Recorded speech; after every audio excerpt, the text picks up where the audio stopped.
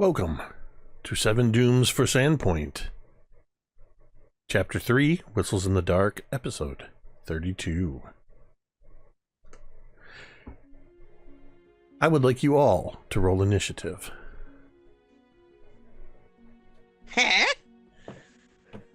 It's not a joke. I want you all... For real? Yes, I would like you all to roll initiative, please. Oh, shit. Lumi gets the a looks. 21. The looks that I just got from you all when I said, I would like you all to roll initiative, and you were all like, wait, what? What are you talking about? Say what? Talk about Willis. 17, 13, 14, 21. I see 4 numbers in chat. Somebody, there we go, 21. Lumi and Icselo, re-roll, please. Oh boy. Winning! Okay. Aw. So that just means you guys are still in the previous places. Just this helps too. So The tiebreaker. this, yes, thank you. This was simply to determine the order in which I'm going to navigate through you in downtime. Oh, yay. I just wanted to momentarily worry you. The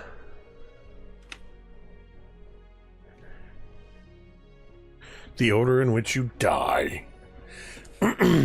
Okay. Millie, rolling the highest. It is... For the sake of our story, we will say that you are... that this is... Let's call it noon. It was late in the morning when we left off last week. So it's right around noon. Everybody's off doing their own things with plans to meet up at the White Deer this evening. I would like... Yeah, let's do it this way. I would like 3 of you to roll d20s. I will. We're One. gonna... Okay. Sorry. I will. 2. Who's Okay. next? I got it. Oh. It's If you roll a I'm gonna roll 3. away. Wait, did somebody else do it? No. No, you. It's all you. 19. Oh, wow. Okay. I'm super bummed that these good rolls are being wasted on whatever's happening. So this is something I picked up years ago from Tomb of Annihilation, and I use it in a lot of games. It sets the temperature, the precipitation, and the wind. With those rolls, it is a comfortable day, normal temperatures for the time of year. I believe we are in early summer, if I remember correctly. The wind is almost non-existent, but there is a storm on the horizon. Distant, it's that kind of day where the sun shines bright, a few lazy clouds roll through the blue sky, but off to the west over the sea, dark storm clouds are forming. They look even darker and more ominous with that bright sun.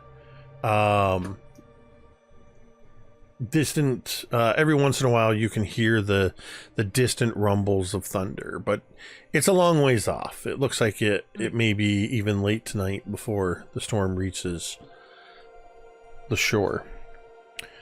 Millie, as we catch up with you in town today, do you by chance, I don't have the notes open, I forget what day of the week today is.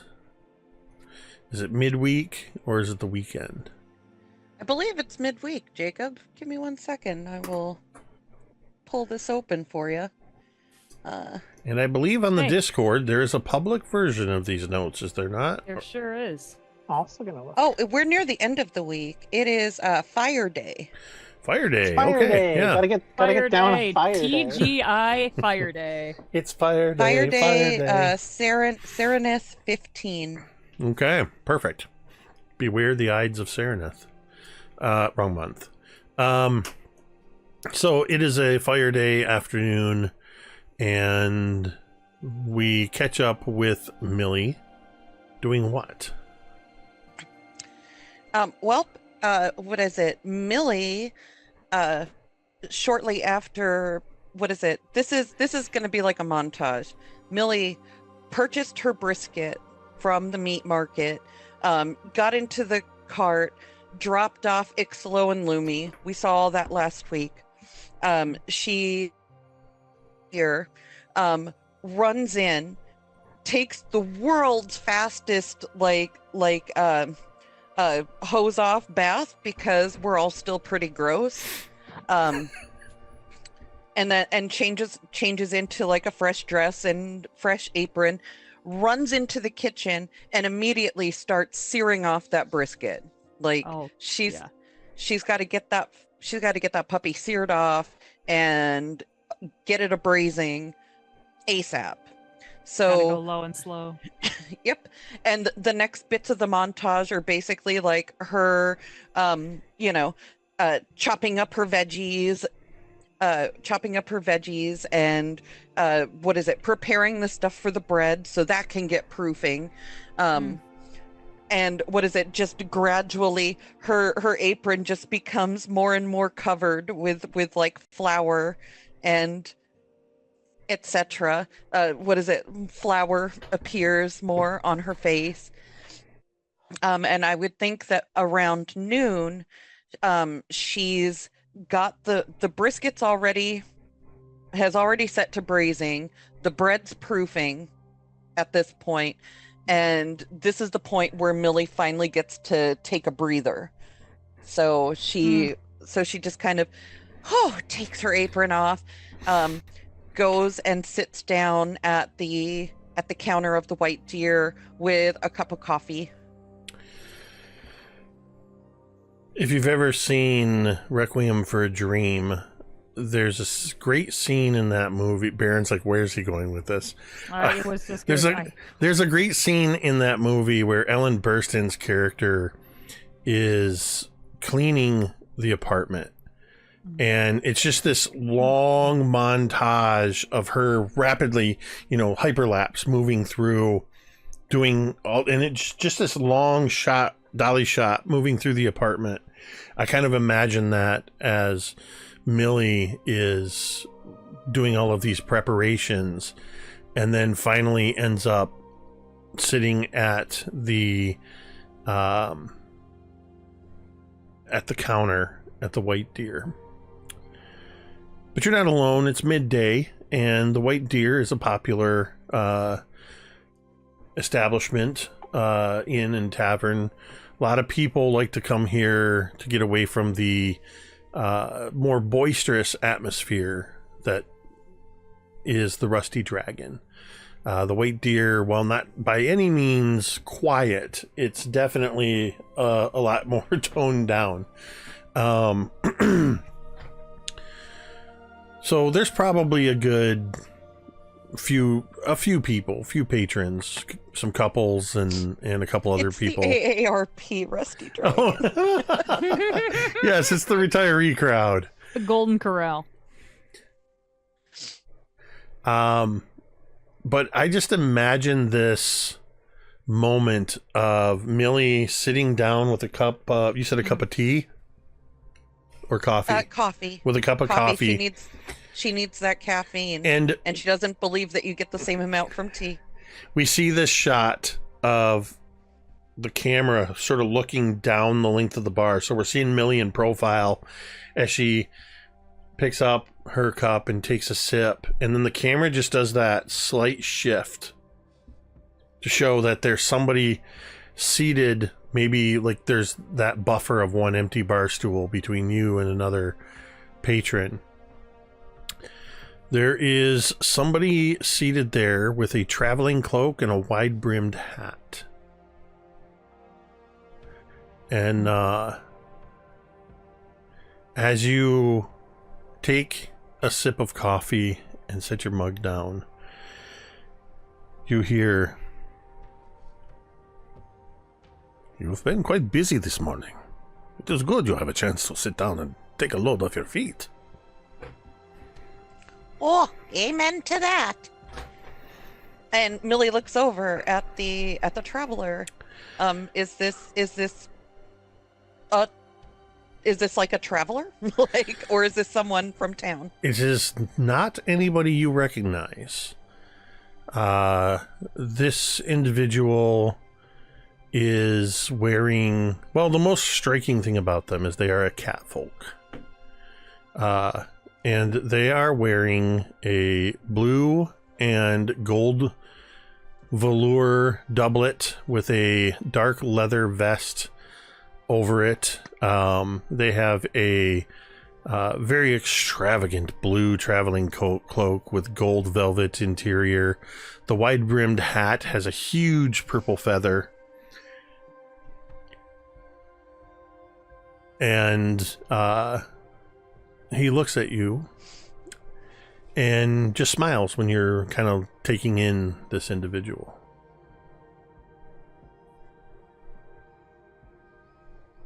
Oh, did you just arrive in town? This is the first time I've had a chance to really take in the town. I've been here for a few days on business. Are you familiar with the feathered serpent? Am I? As a resident, you probably are familiar with it. This is a curio shop run by Vorvashali Voon. It's been in town for a number of years. So yeah, you would know this place. Oh, sure. Everybody in town knows about that shop. Well, Vorvashali Voon, the former proprietor of the Feathered Serpent, he had business in Magnemar, and well, I bought the place from him. It is now called the Cat's Meow. Oh, Yes. And I am so sorry. Allow me to introduce myself. Hello, my name is 6 Days Until Summer, but my friends, they call me Six. yes! Yes! Woo! It's like a scene in like a sitcom where like a guest star who's actually famous comes on and they all have to wait for You gotta wait a few minutes for all the applause. If you know, you know. If you don't, you're about to meet one of my favorite PCs turned NPC. He's crossed over into Galorian. There he is. He's traveled many miles. I'll be honest. I just wanted a good NPC for you to interact with, and thought, why not? Yeah, why the hell not? Oh. So you're out of Magnemar, huh? Oh no, I am not out of Magnemar. Oh. I come from Absalom. Oh. Once upon a that's time, quite I was an adventurer.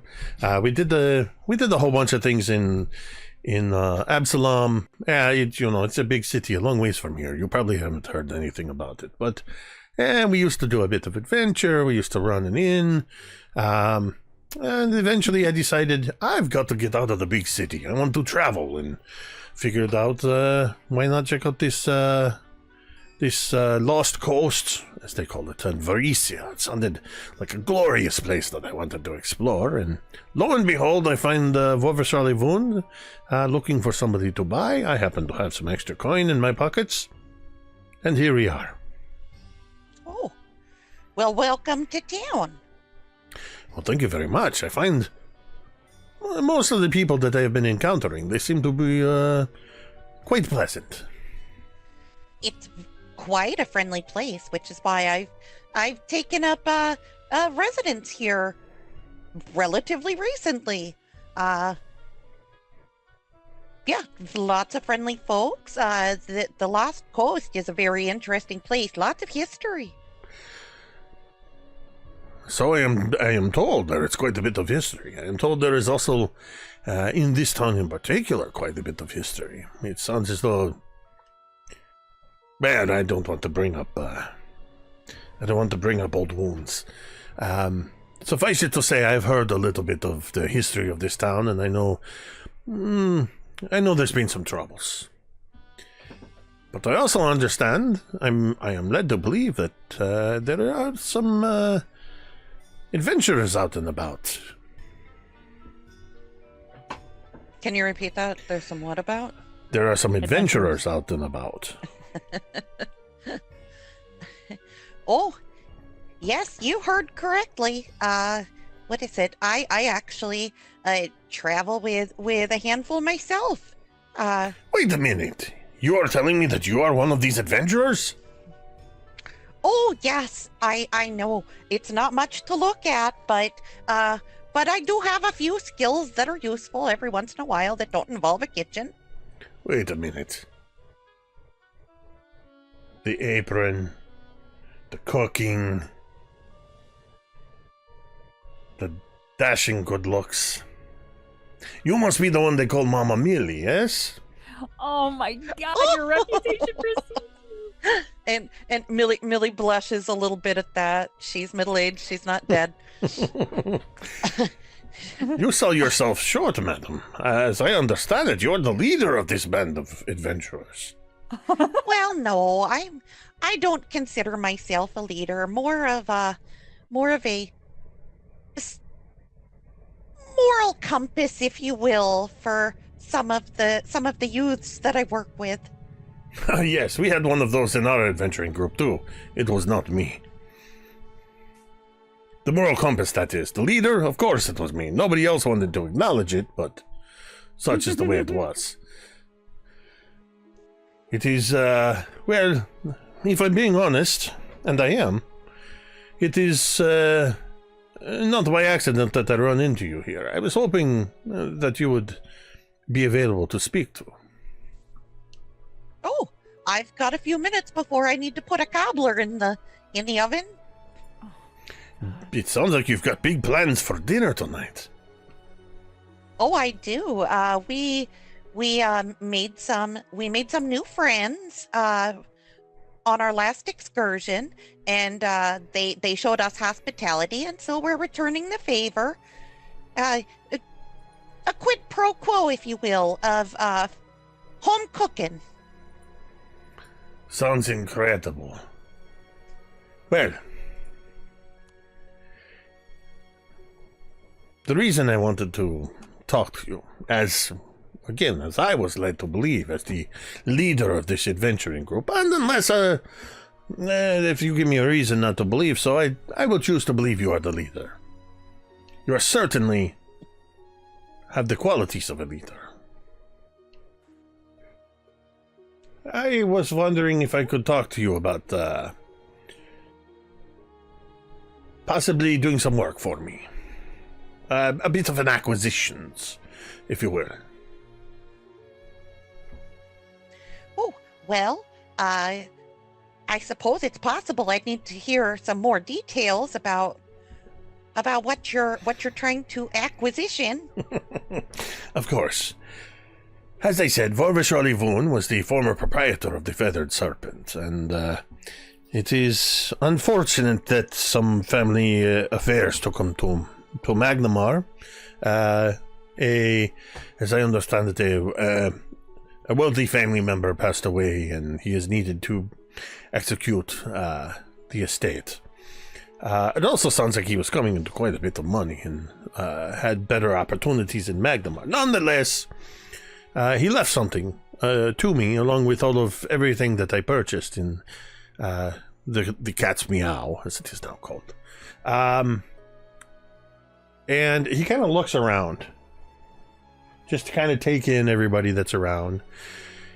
And he reaches into an inside part of the cloak, into a deep pocket, and he pulls something out, and he sets next, like in front of you on the countertop. He sets a delicate brass clockwork mechanism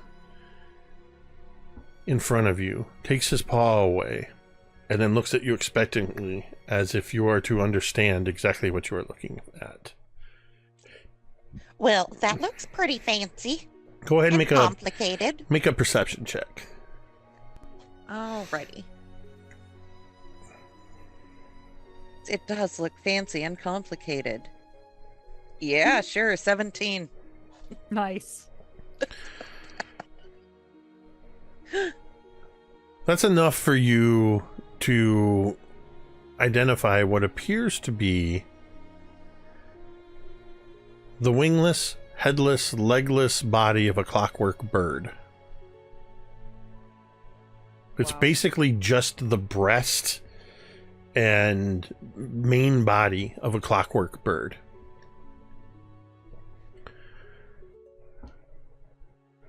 When you don't give any, like, extreme reaction or recognition or anything, he just says, do you have any idea what this is? What this device is? Does the clockwork bird have, like, carved feathers into it, or is it just vaguely bird-shaped?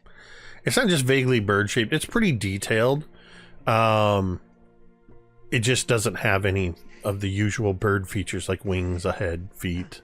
Well, it looks like a chicken I'm about to truss up, except somebody did a terribly poor job of the plucking. Yes, this is this is a clockwork bird.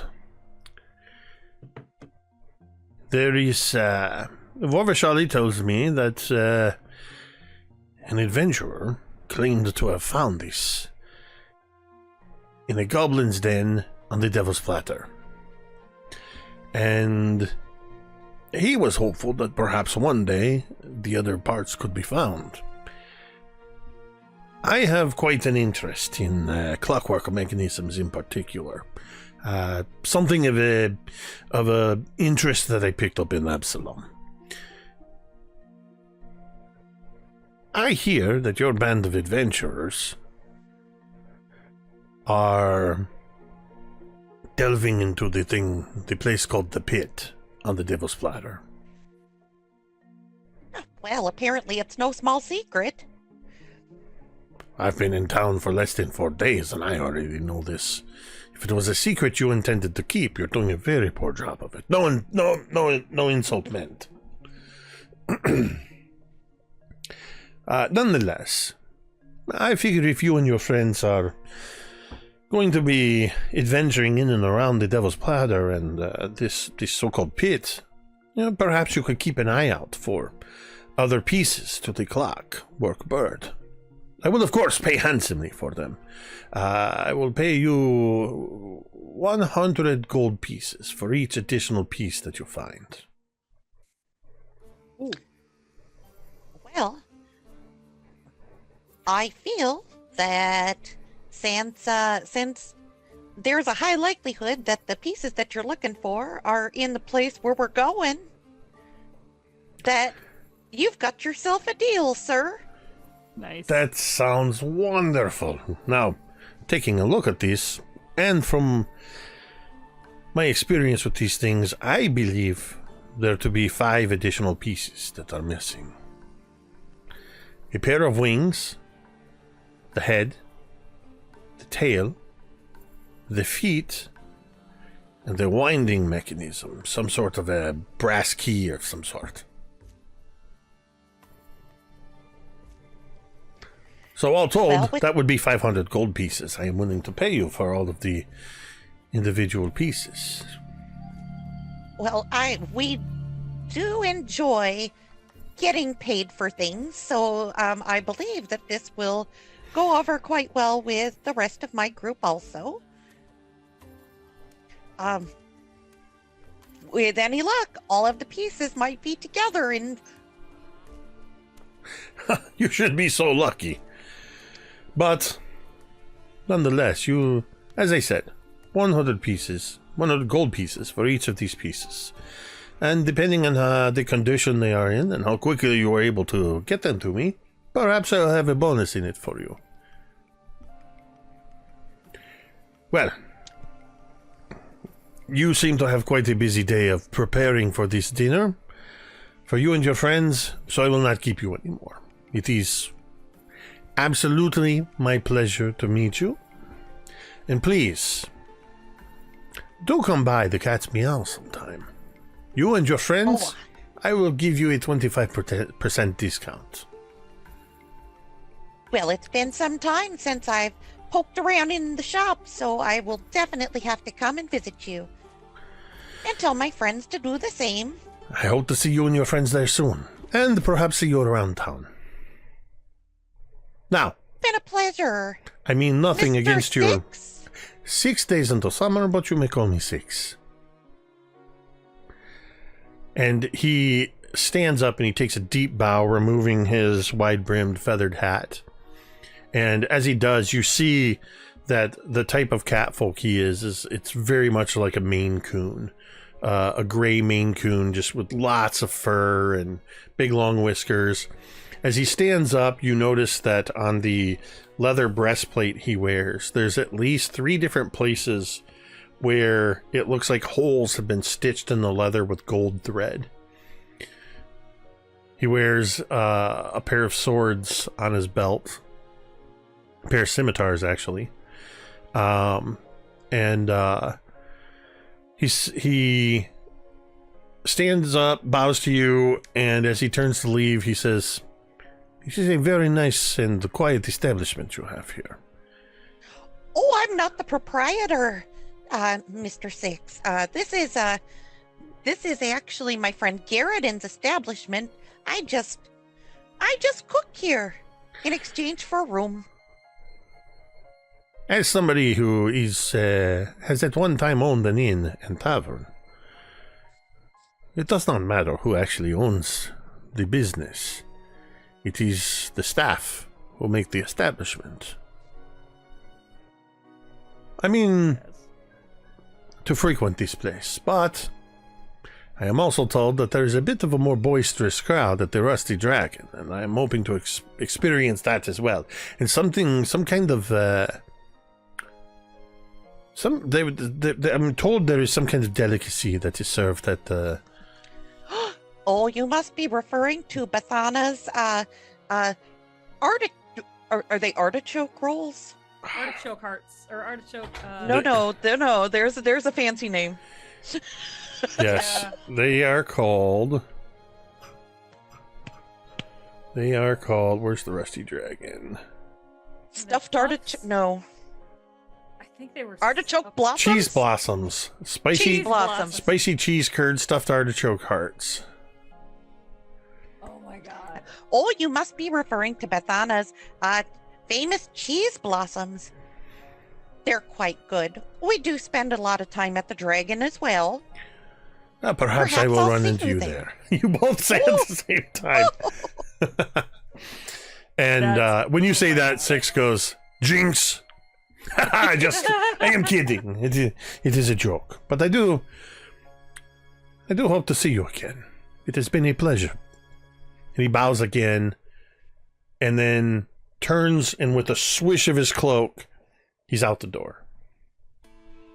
Wow. Just then the camera pans down to Monte Cristo sitting, like peeking around the corner, like, Oh. "What the fuck, bitch?"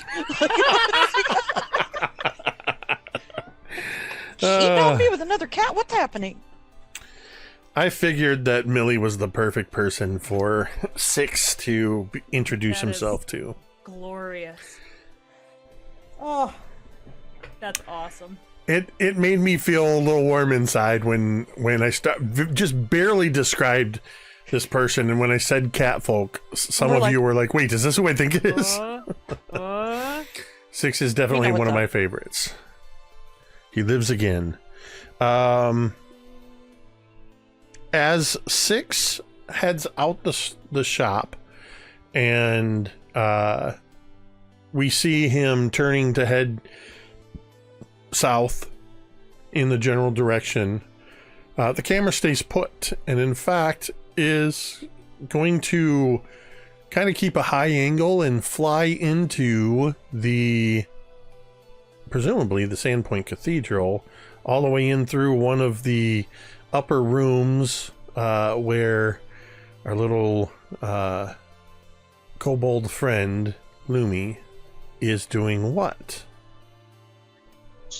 All right, to paint the scene here, the camera arrives through a little window in the cathedral. Where inside we can see Lumi.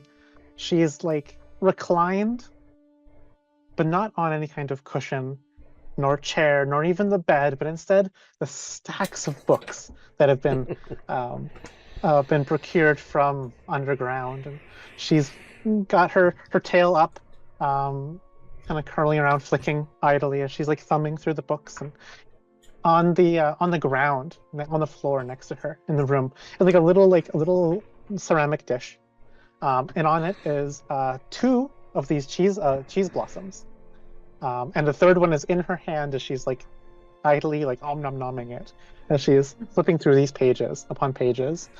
She's spending hours here in her room with the shaft of sunlight coming through the window, letting her pore over all of these books, as she is very pleased to be in here. Imagine even she's got some little bit of like incense burning that she's pilfered from the various supply closets of the cathedral. Here she's not using it for prayer of any kind, but instead she just really likes the smell of it because it smells like home. I would like you, let's just start off with the dice roll. Mm-hmm. Because you are devouring these books and also gathering these specific books have actually opened you up to a higher tier of investigation. You can earn a higher level of research points. I would like you to... You're going to make a research check, and specifically we'll be using Arcana or Occultism. Unless, as usual, you can make an argument for something else. That sounds good to me. I'm looking at esoteric lore here. Special esoteric lore. Haunts, curses, and creatures. Never mind.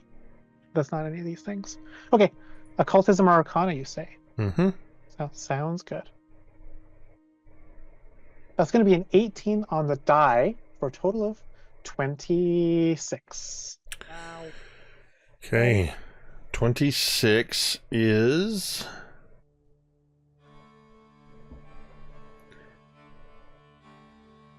It's a failure.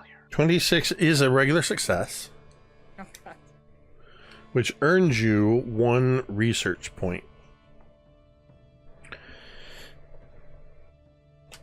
And is going to push you up to the next tier. It's going to unlock the next piece of knowledge that you gain. In studying these books, with the exception of... where did it go? With the exception of the fire between her thighs,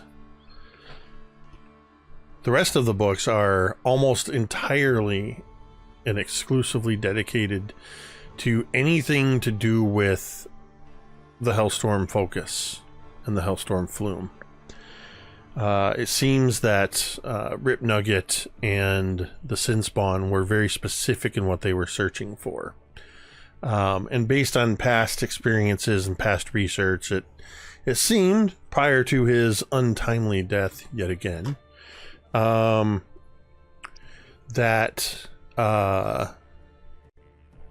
he was looking for a way, perhaps, to be able to reactivate the Hellstorm flume.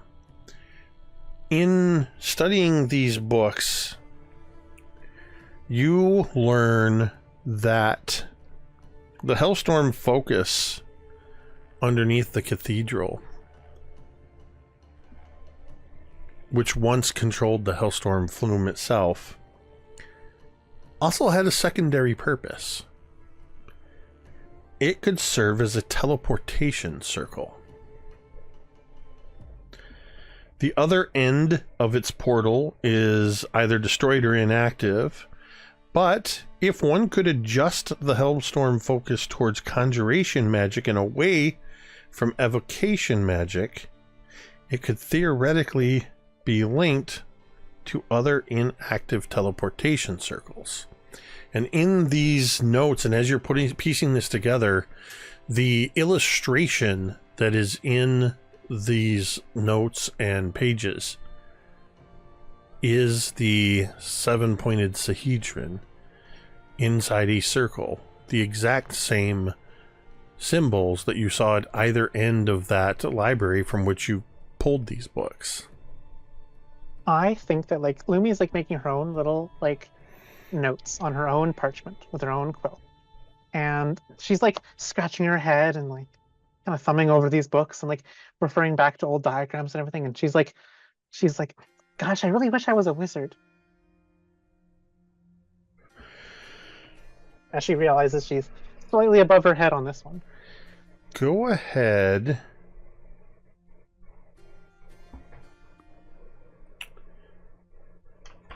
and make me an Arcana check. Okay.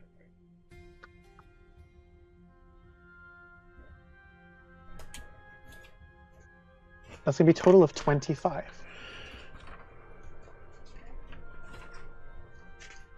Here we go.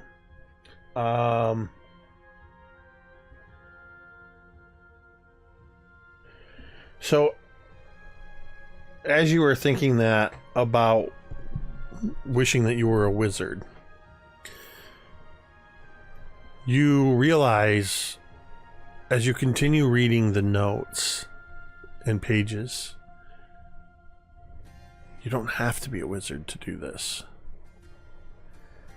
You only have to be an expert in either Arcana, nature, occultism, or religion.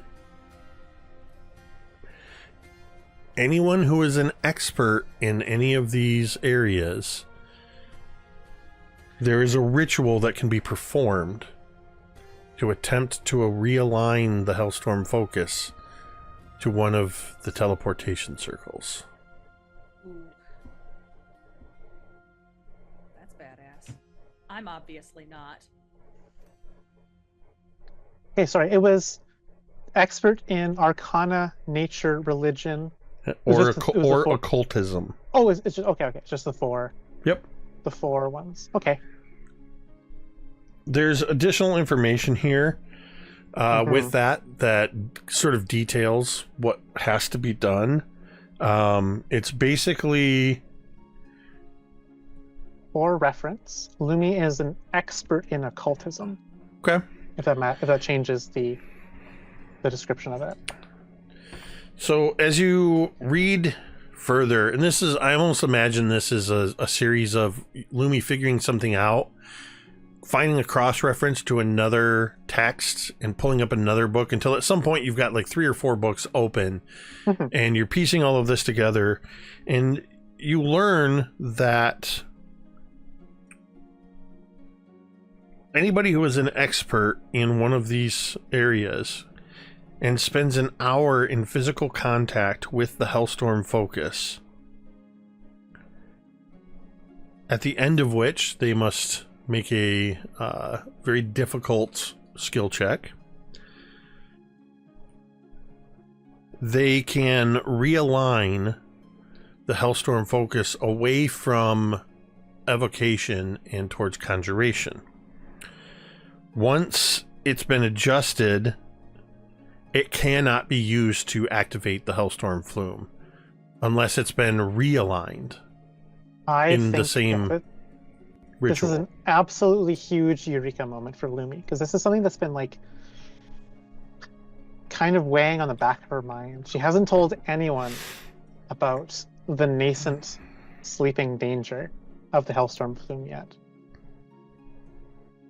She's kept this to herself. And now she has a solution for it. And I think I think she has this. She's keeping the solution to herself too, just for this moment. And how long would this like research have been? Because if so, I think that she would probably quickly sneak off under the cathedral, through the tunnels, and into the Hellstorm Flume to give it a shot before dinner. So I would say, because you in your description said hours and hours, that it would. We'll say it's been about 3-4 hours. Okay. We're kind of, in my mind, I think the roughly planned dinner time is around like 6 or 7. I think it was dusk. So it's probably 3-4 hours that you've been studying. You know, it would take an hour to shift from evocation to conjuration. And then the rest of the instructions are, it takes another hour of focus to concentrate on a known teleportation circle and connect it to that teleportation circle. If you wish to go that extra step, that would be 2 hours in which you would have to do that. Yeah. Unfortunately, Lumi does not know of a second teleportation circle. But I think with like this like little eureka moment, she's like, I gotta do this, is what she thinks to herself, as she'll pack up a bundle of scrolls and books underneath the crook of her arm, and she's gonna slip out of the cathedral, still with the last remaining cheese blossom in her mouth, and she runs out. We see Lumi scamper away down stairs and out through one of that sort of side entrance that opens out into the boneyard, and to where Nawalia's old grave, the undead hole, still. She opens up the secret tarp that she's kept open for herself. Yep. And you slip down into the darkness and make your way.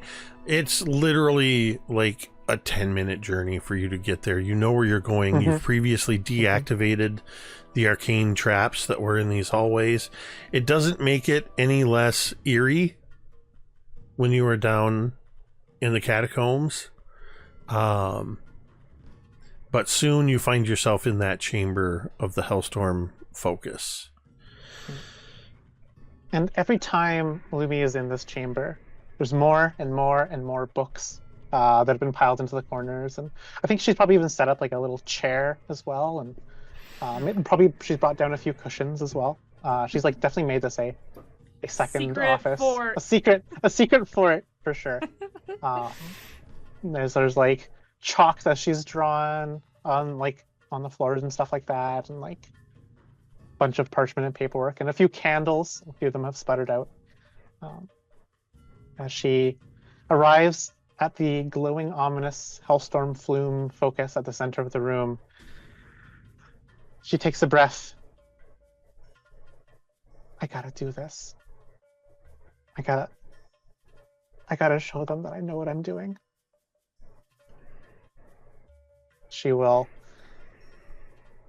books open, pages open.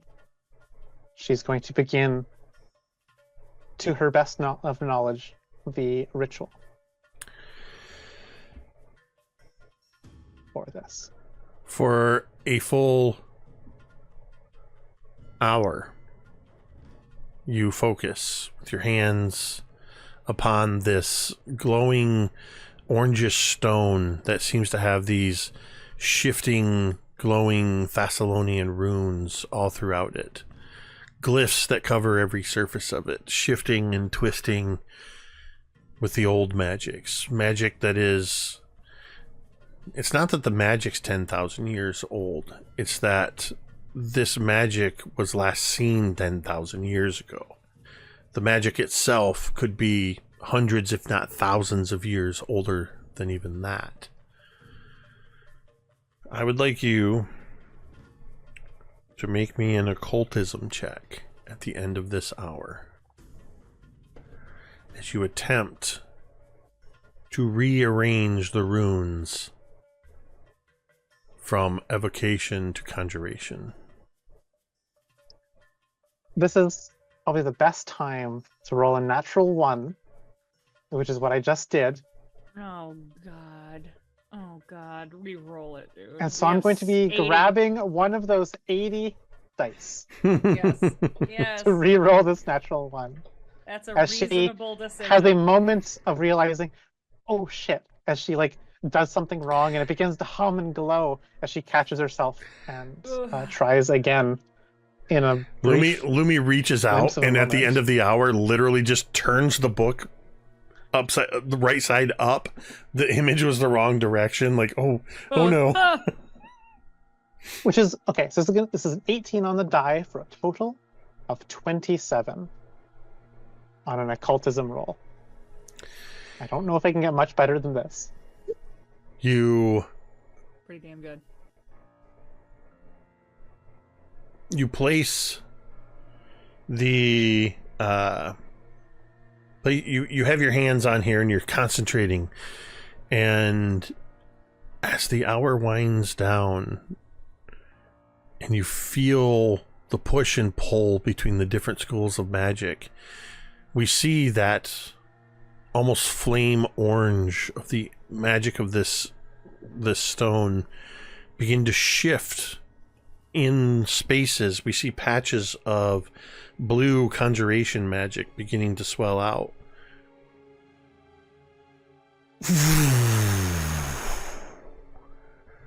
And it shifts completely back into evocation magic. You have failed That was to a complete the failure? shift. Oh. And you know from your studies that you cannot attempt this for another 24 hours. I was gonna say ever. ever. No, you Yeah. can never do this again. That's like a Tamagotchi. And to rule. be This is some clear, bullshit. this is a you can Mhm. not do it for 24 hours. An individual can attempt it once every 24 Mhm. hours. Yeah, Lumi sees this. She sees that the whatever will created this was a very powerful will that she can't just supersede with folk magic and jury rigging, symbols and arcane connections like this together. She needs something more powerful as well to overcome this. She can't do it alone, even though she knows that she has to. She steps back a little bit besodden, feeling like she's still just not good enough for this. But then she looks down at all the papers, all the books that say if this thing were to ever come alight once more, it would wipe Sandpoint off the face of the earth, off the map entirely. And with a renewed determination, she focuses and she thinks, there's got to be something I can do, something I can use. There's got to be a way. As she realizes that she's lost a lot more time than she thought she has, and goes, oh shit, it's dinner time. And we'll leave all the books here and quickly dash out of the chamber and go topside once more.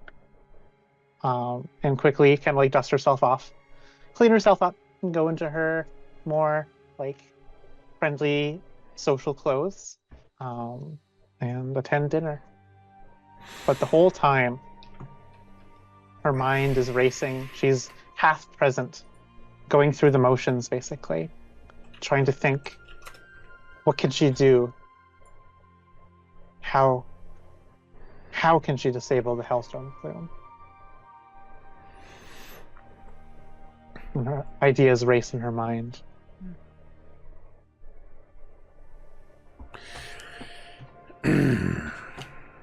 Excellent. With that, we will shift to Icselo. As We are back earlier in the day. I believe the last time we saw you, Icselo, you had found your daughter, Lyra, rummaging around for red things. The quest you had sent her on. Down at Junker's Edge, the beach where it's a combination of where things wash up on shore and people just toss their refuse. Following that, what are you doing?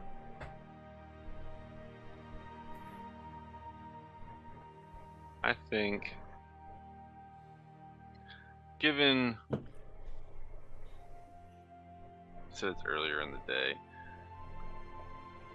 I think given the stuff that I encountered down in God knows where the fuck that was, I have had some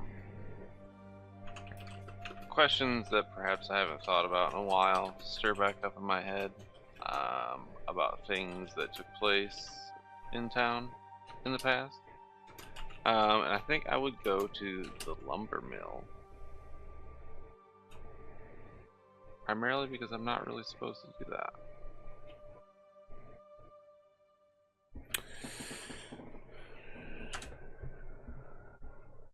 The lumber mill is located on the along the Tarandarock River. I've actually forgotten the number. Is it 25?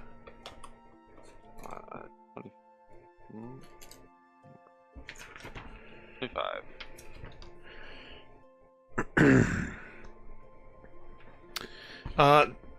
The lumber mill is an interesting place. In that, one, most of the lumber business in town is run by none other than the Scarnetti Consortium. Scarnettis control most of the lumber that goes in and out of Sandpoint. This particular building, it's a long building. It was once a producer of large amounts of lumber, because they had a building that had been added on that had a large mechanized saw that was powered by the water wheels, and it put them very much ahead of other mills in the region. But these days, and actually for quite a long time, that mechanized saw is not used. The proprietor of the Sandpoint lumber mill, Eber Thorne, does all of his work with his laborers by hand, the old ways. Actually, quite a few people in town. It's not a secret, though it is not talked of very often, and especially it is not talked about by the Scarnettis. Titus Scarnetti specifically shuts down any conversations that have to do with this. But during the time of troubles 17 years ago, there were a series of grisly murders, and one of them took place at the lumber mill.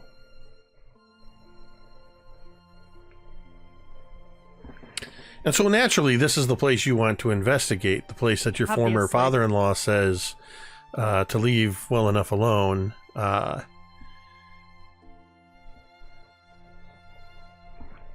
It is the middle of the day. There are a handful of folks that are working here. Probably, I'd say there's probably about 8 to 12 laborers, depending on what their particular jobs are, that are hauling logs in. They are splitting these with hand saws and cutting the lumber and doing all the lumber mill things. I get most of my knowledge of lumber mills from old cartoons and Skyrim, so that's about the extent of what I know. But lumber mill things be happening, we'll say that. When you approach, you see a variety of workers that are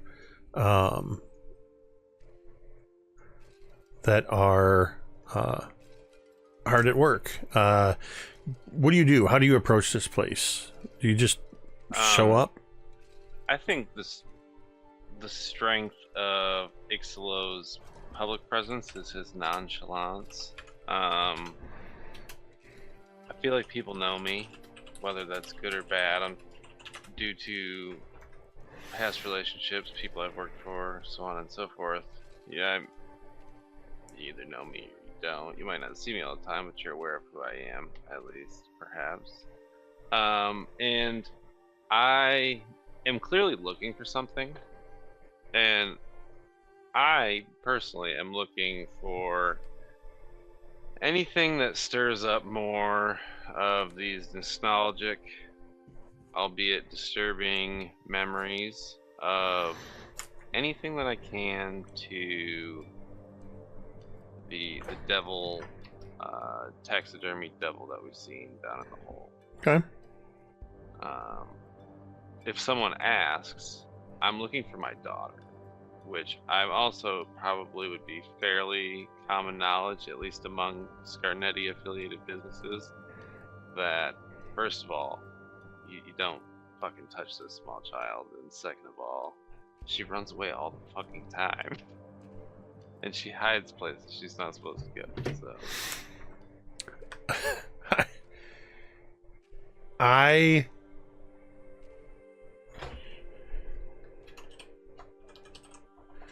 I almost picture you walking into the scene, not really announcing your presence, just looking around, doing the classic running your hand along some sawdust and kind of looking at it, and very much like Detective McNulty in The Wire.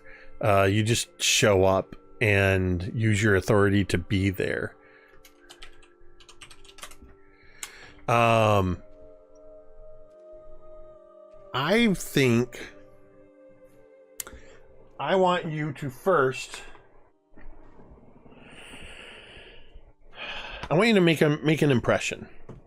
Just your presence alone is doing this. This is almost like a passive check that's happening. I can roll intimidation. I mean, if you're actively seeking to intimidate, then by all means, go for it.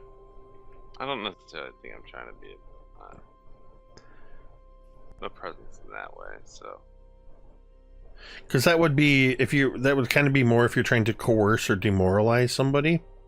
Right. I'm not really trying to do that. For making an impression, that's going to be more of a diplomacy check. Diplomacy. Well, I'm not as good at that, but we can definitely roll. I mean, it's pretty much guaranteed you're going to make an impression. It just determines what kind of an impression you're going to make.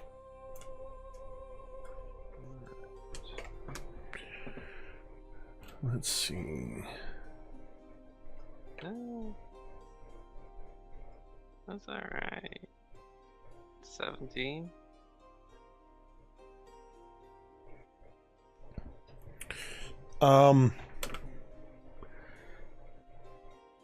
As you are walking around, a couple of the laborers kind of give you double takes and quickly avert their gaze and get back to work. You know that Eberthorn has a tendency to hire people that are either freshly out of jail or are working here as an option instead of spending more time in jail. And you probably recognize them. They definitely recognize you. Your presence has been noticed by Eberthorn himself. And you've definitely put him off guard. Eberthorn is probably in his late 40s. He's thin, wiry, nervous, twitchy guy. He has a bald head and sort of a wispy, graying goatee that he has sort of. It doesn't just hang wild. It's there's not much there, but what he does have, he kind of keeps tied with a little strip of leather. As where he was working with a couple guys, he takes the handsaw, he whistles at another worker who comes over and takes over as he kind of looks around at everybody as he's walking over to you and hey, what's going on? What brings you here? I mean, can I help you with something, or what do you need? God damn, Eber! If I ever thought someone was guilty of something. I didn't do anything. I didn't think you did. I'm looking for my daughter. Have you seen her? I haven't seen your daughter. If I saw her anywhere near here, I would make sure she wasn't here. This is no place for kids. I trust you. I trust you. I do. She doesn't care. I'm just asking if you've seen her. I mean, like today or today, preferably, Aber. No. Okay. Not. I have not seen your daughter at all today, or any day actually. I don't. I mean, I've seen her when she's around town. Do you mind if I look around and see if I can find her? She's real good at hiding. Yeah. I mean, no, I don't mind. I won't touch nothing. I know how much pride you guys take in your work. She hides real good. If I could take a look around. Yeah, I do. I hope she's not here. I don't think she is, but God, this is not a place for kids. You know my ex, man. Yeah. I just take a look around. I'll be out of your hair. Yeah, do what you gotta do. I mean, yeah, you're the law. Off the books, Aber. I'm looking for my daughter. I'm not in uniform. Okay. Yeah. Sure. Then by all means. Well, I mean, help yourself. I got no secrets. I'm not looking to dig them up if you do. And I hit him in the shoulder.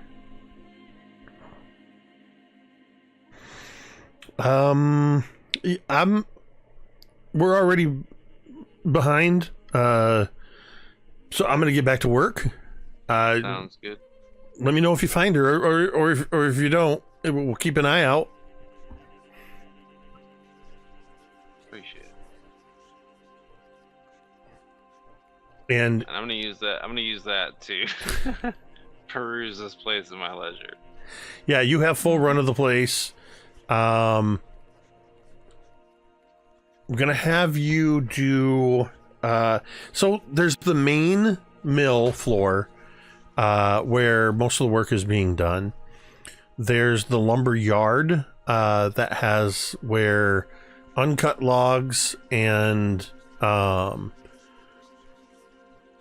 cut lumber, some of which is being loaded onto wagons, and then there is the former saw room. I can't think of what log splitting room. It's an added on building that has the water wheel that still spins in the river, but the building itself is unoccupied. Hasn't been run in years. I'm definitely going in there. Obviously. I beeline straight for this building. I like to imagine Icselo just goes like, "Yep." He's just gonna keep... So to get to that building, you have to walk partway through, back through this sort of main mill floor. Go ahead and give me a perception check.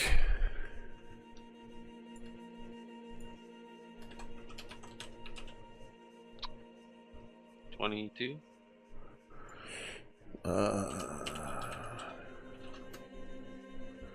A 22 perception is going to be more than enough. As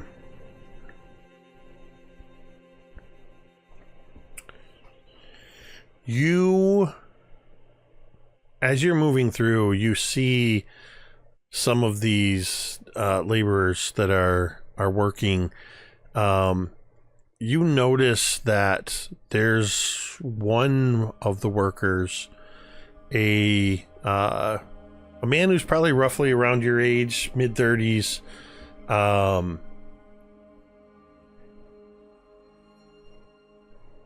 He seems to be intentionally, as you move through and as you've been talking to Eber, he seems to be intentionally keeping his back to you.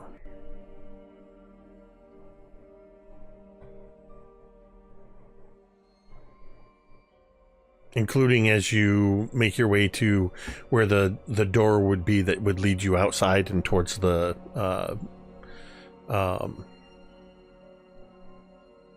sawmill room. I'm gonna, make mental note of that for when I come back out of this room.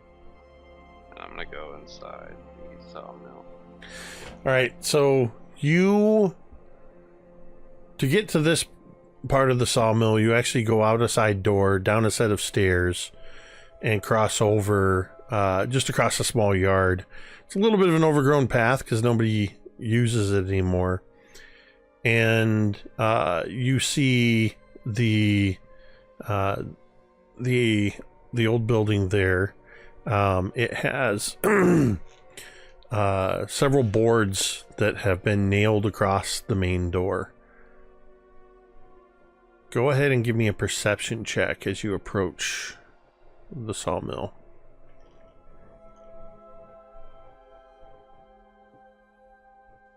$19.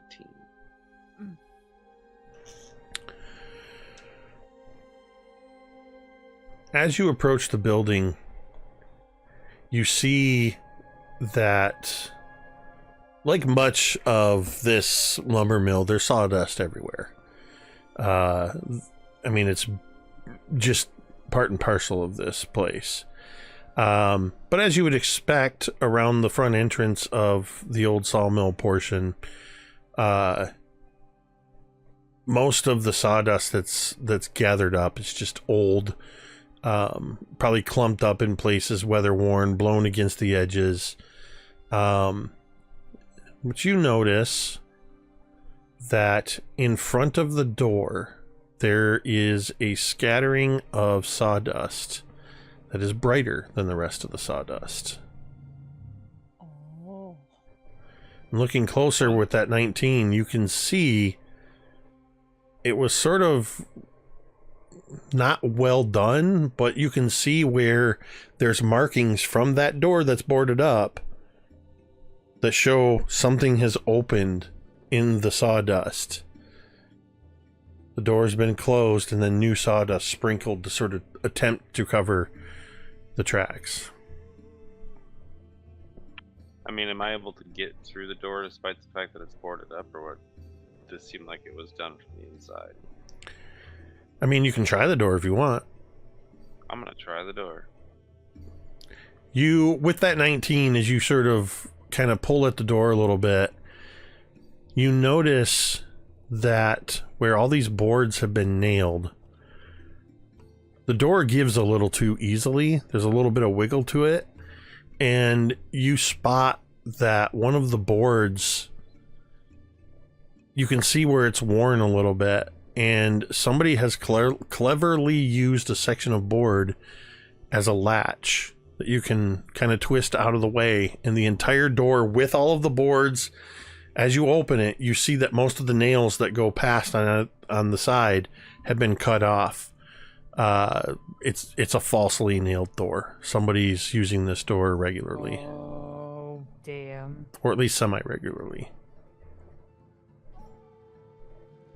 Look over either shoulder, and I go inside. Okay. As you head inside, more of Detective Icselo kind of looking at dusty implements and looking at just the machinery. You see what was once the large saw itself. You can hear the water wheel turning against the building as with this sort of rhythmic sound as it gathers water, spins and drops. But you see where all of the belts and everything have been disconnected to prevent the machinery itself from working. You know that Titus Scarnetti was very annoyed when Eberthorn stopped using this machinery. He shut it down after his partner in the sawmill was murdered here by this very saw. So I was like 17 or 18 when this happened. Can I get like the sepia flashback from my cold case files here? Oh yeah. Hell yeah. We were doing the Ixelo's Previous all eye. Will Gramming it up in here. Yes. Icselo puts on a pair of sunglasses and somewhere in the distance I'm gonna say, what is your what's your recall knowledge or your lore? What's your lore skill? Not my lore's warfare. Let's see. This is gonna be. Society? I'm thinking society is probably the best. So yeah, make a society check. This is going to get you not cold case stuff. There's no reason you would have reviewed the cold case of this. Sure. But it's going to give you what you know just in general from being a resident. And what you've heard, maybe a little extra for being a member of the guard. But you absolutely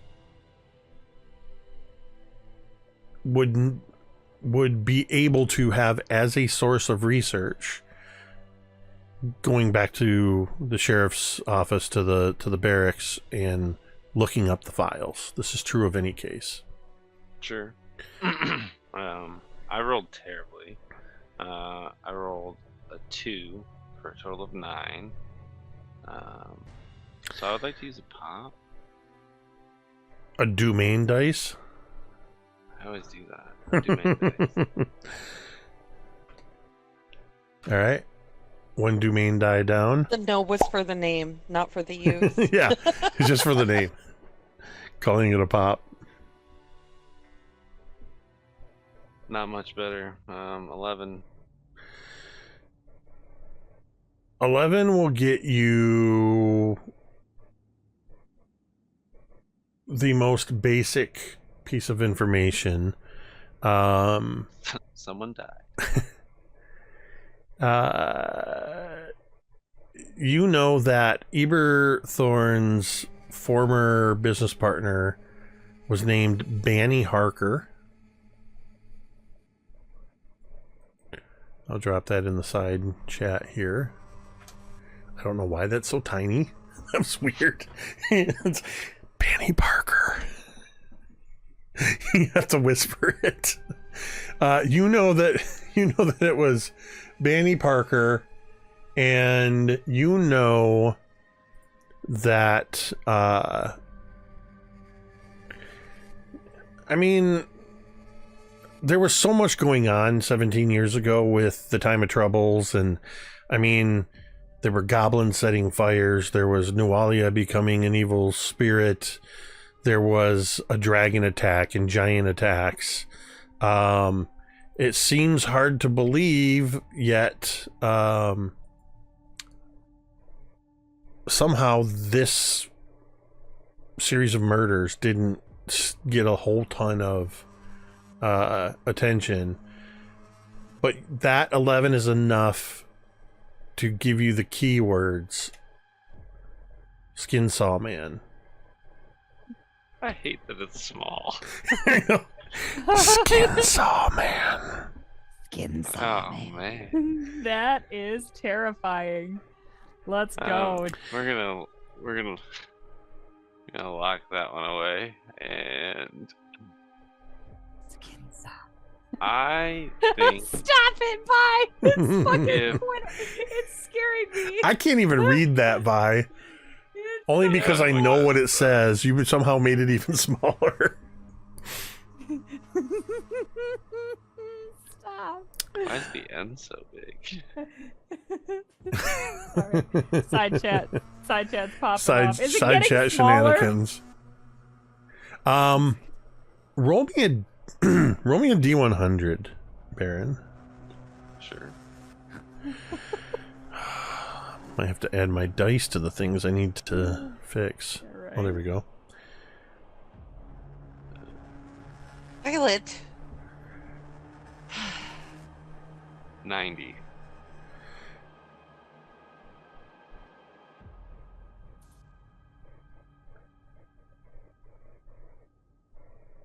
Stop rolling, jeez. Okay. What else? How else are you investigating this space? I'm not trying to get too involved here. I'm really just trying to like stir any memories that I have of my shenanigans from when I was a teenager. I think with that, and with you focusing on your specific past, and remembering the murders, what little you remember of it, you just remember Banny Harker and the Skin Saw Man. A phrase suddenly pops into your mind. Something you haven't heard in years. The blood remembers. Oh God! Does he hear that just think- in his ear? No. I think I actually probably say it out loud. Yeah. as it Yeah, you comes to do. my head. As it comes to your head, you hear the blood remembers, and specifically, you remember that is a phrase that was used, was burned into your brain through repetition, that places where blood has been spilled are powerful places. Unless they've been consecrated against dark magics, places where blood has been spilled, the blood remembers. There's power in that blood. And as you have that memory and you sort of take a step, you kick something, and it's got a little bit of weight to it, but it kind of goes skittering through the sawdust and hits against the sidewall. You see that you've kicked some kind of wooden statuette or figure, maybe about 10, 11 inches in length. But it's got a defined shape to it, but it's hard to tell from being in the dust in the dark. If I can find it, I'll grab it. Yeah. You walk over, you pick it up. It's a piece of driftwood that has been crudely carved into an effigy. As you hold it up and it catches the light, the sunlight streaming through the gaps between some boards in this old building, it's an effigy that we've seen before. In fact, the first time we ever saw Icselo, he was sitting at the base of a similar effigy of the Sandpoint Devil. But this piece of driftwood has a dark reddish-brown tint to it. Ooh. And as you pick it up and hold it, there's a dampness to it. This piece of driftwood, this effigy, has been saturated in blood. And it's damp enough that it's leaving a sticky residue on your hands. Have we found his kid yet? She's fine. So remember, that was a cover story. Okay. I was just making sure. I kind of got lost. You rolled so well on your deception that even Cari believed you were looking for your kid. Was befuddled. I was like, I didn't know she was out again. Well, I mean, I did give a warning about kids being in peril. Got out again. That's fine. You did do the warning, and I was confused, understandably. But I mean, okay, and if I look back to where I kicked it from, do I see a pool of blood? I mean, is it like a mound of sawdust in the shape of a body? No. Looking at where you kicked it from, you see a place where sawdust has it. So picture as you've gone into this place and where you've been looking around, where the saw mechanism is up a platform, and you're sort of on a lower level. And where you kicked it from was on this lower level near the edge of this platform, similar to the door outside. You see a place where a board roughly about 4 feet tall and 4 feet wide.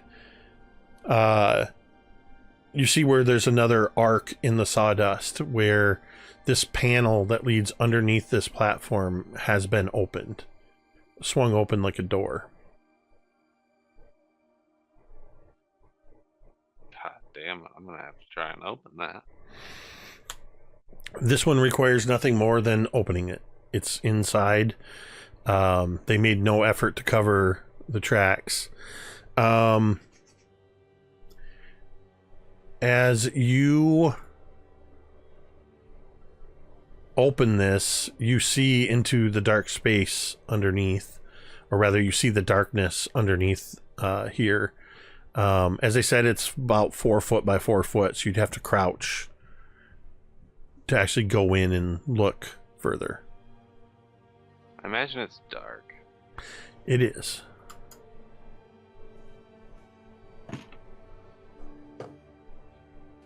Do I see any blood at the entrance of this? Not at the entrance, no. And this this totem icon thing is about just shy, like you said, like 11 inches. Yep. 10 inches. Does a 25 hit you? Yeah. You are going to take a second here. Okay, that's critical damage. That's not a crit, sorry. What is your AC right now? 23. Well, You said you were I mean- unarmored. I was gonna say, if I'm unarmored, I have no idea what that becomes. That's a good point. I don't either. I don't know how that works specifically. Hold on, I can figure this out.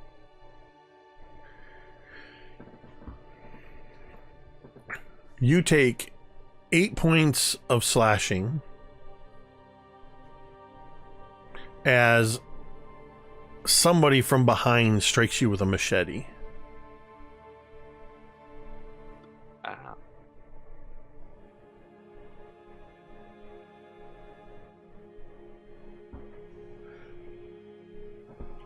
What would you like to do? Actually, yeah, what would you like to do?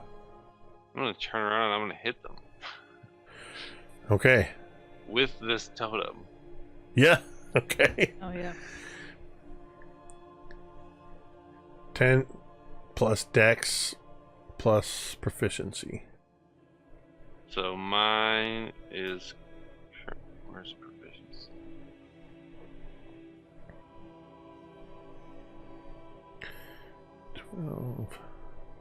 At least 12. What, 12 plus my proficiency bonus. Okay. I just don't see that right now. Go ahead and make an attack roll as you swing around with this thing. Sure.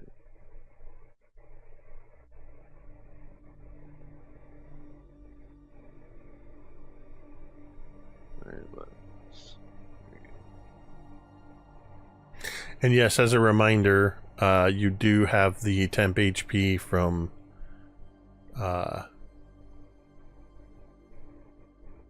the source by which I gave those to you. I forget. The dinner from yesterday. The Trennel bath. The big Yes, the Trennel breakfast, Farm yeah. dinner. Yeah. Rolled a total of 17 to hit. 17 to hit. This individual is also unarmed. In fact, as you swing around and hit them right in the face with this, go ahead and roll damage. Hell yeah. I'm gonna What say do just you roll. want me to roll for damage? I'm gonna say I don't know what our unarmed strike is. It's an improvised weapon. I'm just gonna say roll a d6 and add your strength. 7 damage. You come around and you just slam them so hard with this, you break off the wings of the effigy. You slam it right into the nose. You hear the wet splitting sound of a nose breaking and the sound of the machete dropping to the ground, as well as this individual falling backwards against the stairs and grabbing hold of their face and immediately, you broke my nose. You recognize this man. Oh god. Friendly fire. This man is, one, the man who was keeping his back to you, as we would recognize from his clothing, and two, this is a man you've probably seen around town over the years, but you haven't specifically spoken to him probably since you were a teenager or young adult. This is Kellen Varm. Another awesome name. You're gonna put that little name in the chat? Yeah. Yeah. That one's it's not little. normal. That, No. that's a me No. name. That's not a book name. I also like this name. Kellen Varm is Somebody you used to run with.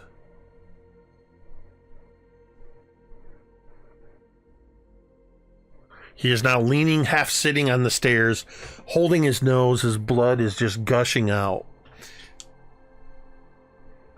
And he does kind of make as he squints, he kind of turns and looks at the machete lying on the floor between the two of you. Oh, if I've already grabbed that. As soon as I get it, any opportunity, I'm grabbing that motherfucker off the ground.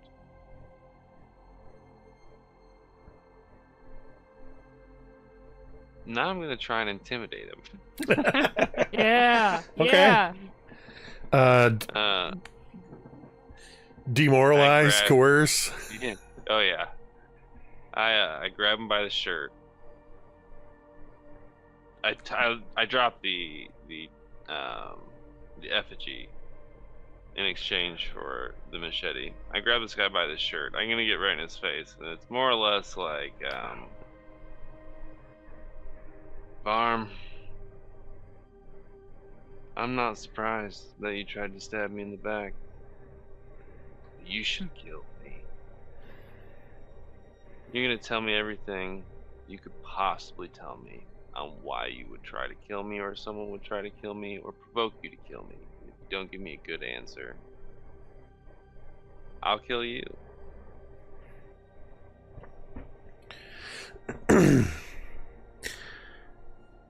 You're not supposed to be here. Ivor said I could look around. Go ahead and roll that intimidation. And I'm going to give you a +2 circumstance bonus because you busted his nose. Yeah. Pretty scary right now. Here we go. 27 plus 2, 29. 29 versus his will.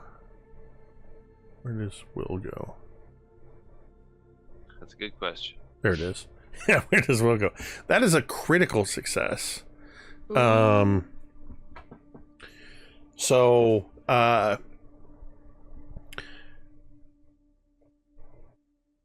he will tell you anything and everything you want to know.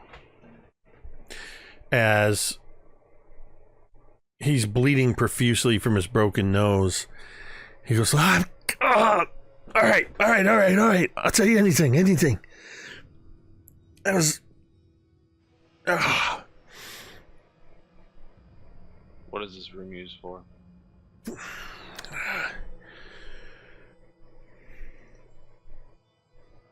Rituals. Oh God. The blood remembers. Like a happy birthday? What? Rituals? The blood remembers. Who told you that? What do you mean who told me that? You know who told me that. The same guy who told you that.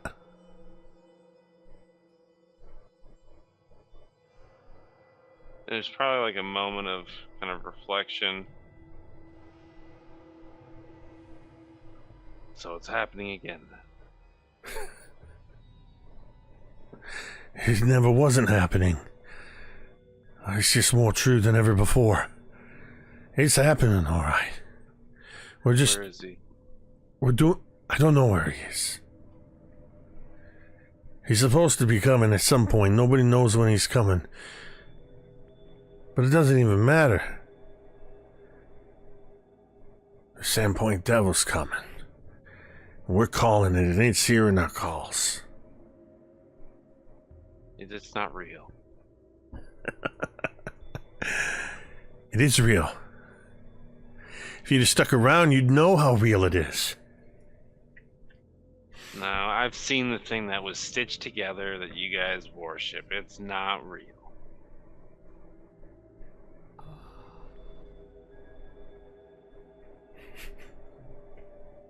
It's a sideshow. 66 souls.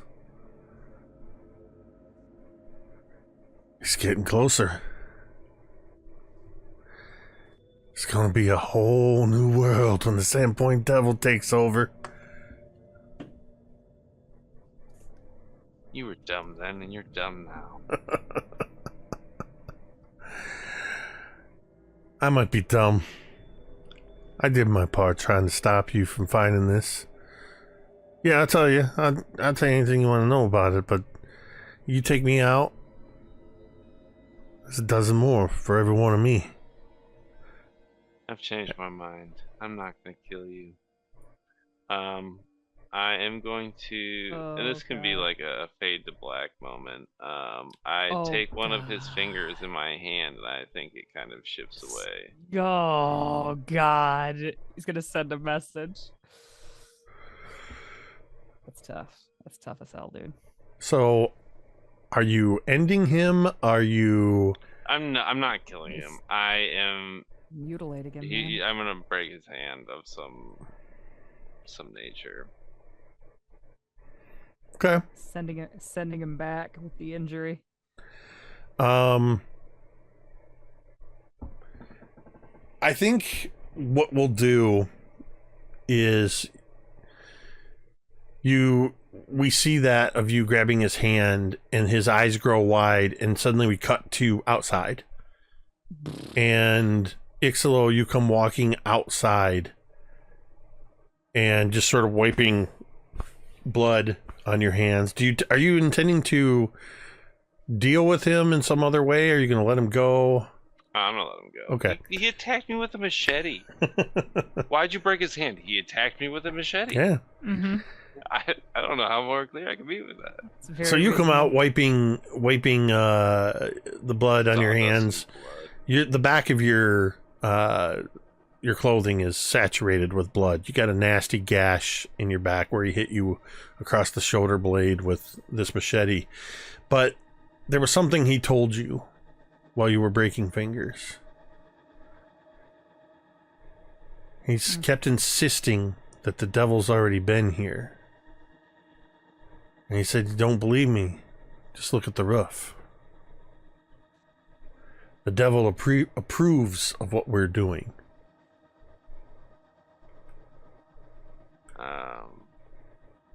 When I walk out, I think there is kind of like that, don't look at the roof, and then look at the roof to just see what he meant, if anything, here. You look up at the roof, and you see directly above where this makeshift ritual altar underneath the sawmill is, there are 2 hoof prints that look like they've been branded into the wooden shingles of the roof. Very large hoof prints. I acknowledge it. I internalize it. I go to leave. And I hope Iber approaches me as I'm leaving. Oh. And if he does, I'm simply going to say, "You got a boy in the mill that needs looking after. Wouldn't trust him as far as I can throw him." In the mill, and then God.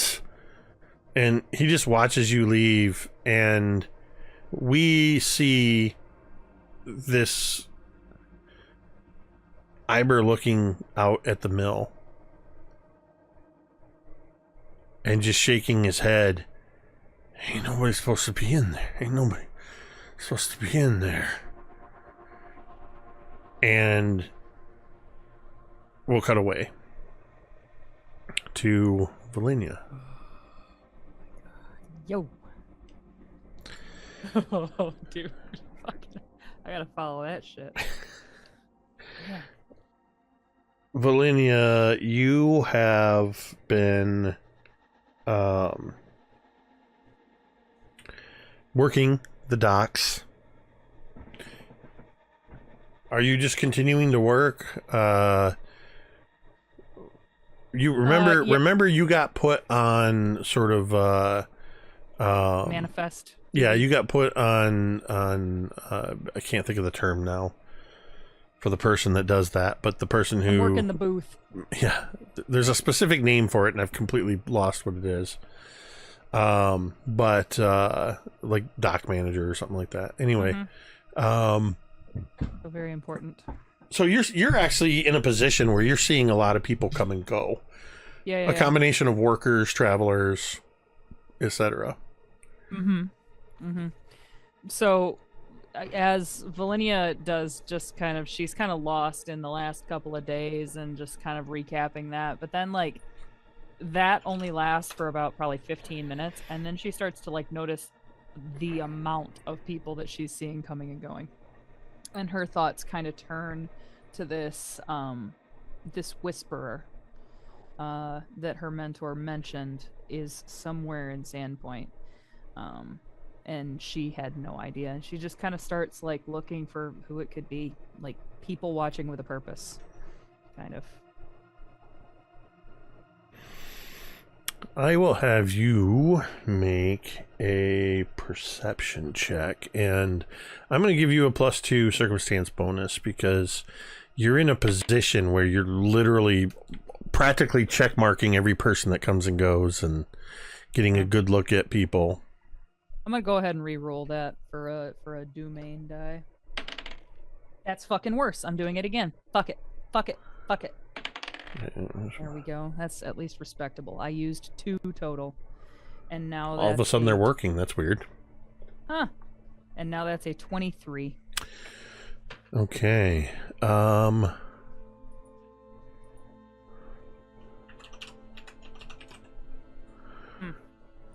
I need to check something. Hey, while Jake checks something, why don't you check us out on redbubble.com. At redbubble.com, we got all kinds of great logos like the one I'm wearing and so many others.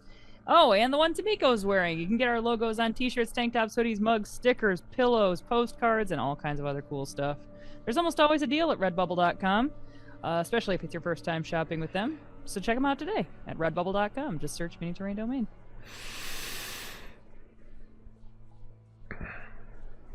So, Velynia, there's a point where at some point, as you are watching all of these people, you've spent a couple hours doing this job. You're getting eyes on every single person. You're checking them for any sign of suspicion, any markings, any familiarity, anything out of the ordinary. And you're just not seeing anybody that's quite you see some suspicious characters, don't get me wrong. You're working the docks.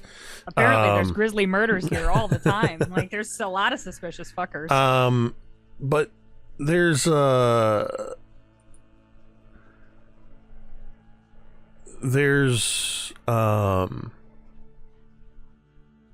nobody that sort of matches the type. Specifically what you're looking for. Sorry, I'm trying to do 2 things at once. Is I'm trying to figure out. I've almost got the answer here. Because it's going to drive me nuts. Harbor Master. That is. You've been thinking about this for the last 5 minutes. There's a source. There's a harbor master in Port Nyanzaru in Scholtens. I just had to go to where I knew that was talked about so I could see what the job was. Harbor master. Yes. So I imagine almost this moment. There's this cinematic thing that's been used in a few places, but I always remember it from like the first episode of Scrubs back in the day. To show the hecticness of the hospital, they show JD standing there, seemingly standing still, as you just see people in hyperlapse moving past you. And you're just standing there looking around and you're not seeing anything. And there's a moment where you turn actually away from the harbor looking towards town. And sort of in the direction of where the market would be. You notice that there is a figure, a cloaked and hooded figure, standing there, watching you. And there's this moment where a wagon that we saw earlier leave loaded with lumber from the lumber mill passes by, and as it passes by, that person is gone. Person is gone. Fuck. Oh. About how tall were they? It's really hard to tell from here. They were not a small folk. They were a humanoid. Okay. They wore a wide-brimmed hat. I'm just kidding. I'm not going to do that to 6. No way. No, but Okay.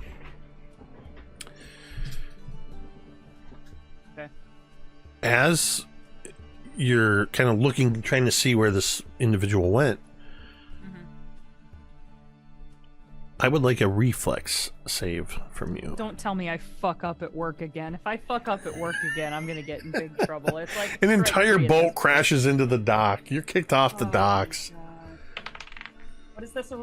What roll is this? It's a reflex save. 16. I haven't made the roll yet.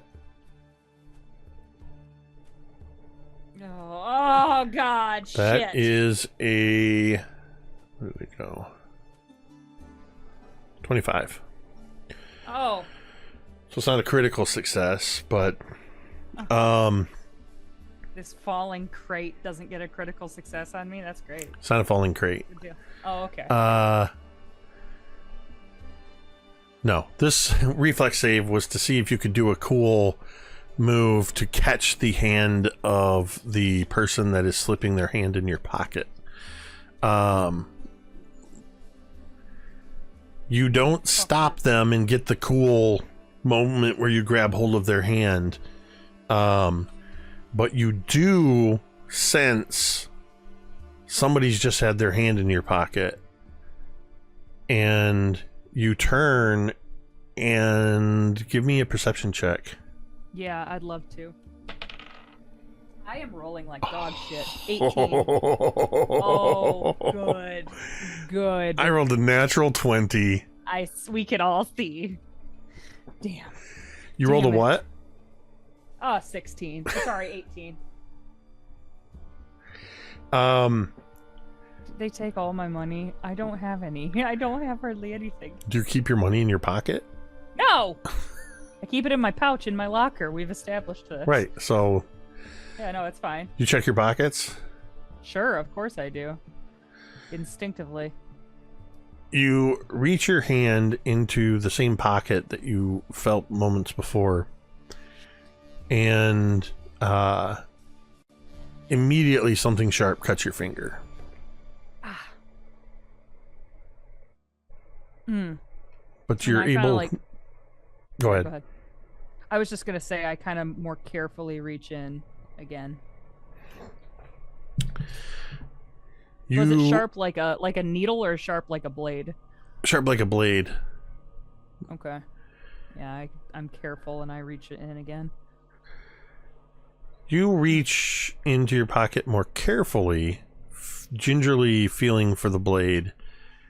Find it, reach a little further, and you find that somebody has placed a small dagger in your pocket, point up. Before you even pull this dagger out of your pocket, you know what it is. This is something you've not seen in a while, but you know that, one, you recognize what kind of a dagger this is, and two, you know what finding a dagger in your pocket meant to... It's not even a dagger, it's more of like a dirk. It's a small stiletto type blade with that's double-edged. It's got a sharp point. The whole knife is under 6 inches. The reason that one would slip a knife into somebody's pocket, point up, is a combination of a skill test to see if they can best the person who they're slipping it to. That was poor phrasing. Yeah, you know. But it also is, it's a message that says, I want to talk. The blade is a neophyte blade. Huh. Neophytes, before they are given, or before they earn their own shadow blades, are given these small daggers, and they're used for training. It's one of those things that they're always tested to see if they have their dagger on them. Most neophytes learn that it's best to keep more than one blade, to always be prepared. But neophytes would often, if they wanted to talk to somebody else, generally it's neophyte to neophyte. A neophyte would not think to do this to a blade or a whisperer. I'm a somebody. little insulted by this, and yet I didn't catch them. So at the same time, I'm a little pissed at myself. So a neophyte has basically just told you they want a meeting. Now, normally you would kind of know. Neophytes are generally within a certain place, within a certain training grounds, so that you would only have so many to go from, and you could use context clues to figure out who it was. Maybe you would even know the blade. You are so far out of this element that this probably is quite a shock. Yeah. This is I haven't even seen one of these in so like a very, very long, probably since mine, like way back. So first Velynia is kind of confused by this, and then she's insulted, and then she's pissed at herself, and then she starts to rack her brain like, where might this kid want to meet? And does she can I make like a knowledge, like, oh, knowledge local isn't a thing. Can I make some kind of a society check, maybe? What's your lore specialty? Underworld? Well, that would work. There you go. Okay. It's gonna be a recall, knowledge, lore, underworld. Nat fucking 20. This is, I know exactly where they want to meet. That's a total of 27. So this is again using your knowledge in the context clues. This is one of those things where the person is telling you, I want to meet now, quickly, and I want to meet in a secretive space that's pretty close by. Where would you think that would be on these docks that you've worked quite a bit? Well, I guess probably it would be, I guess there is one little place where sometimes the dock workers go to smoke the sticky icky. And it's like under the docks. You can go a little ways down at the end, but it's kind of like underneath. I don't think there would be anybody doing that at this time of day. It's typically more like towards the end of the shift. So I would probably guess there.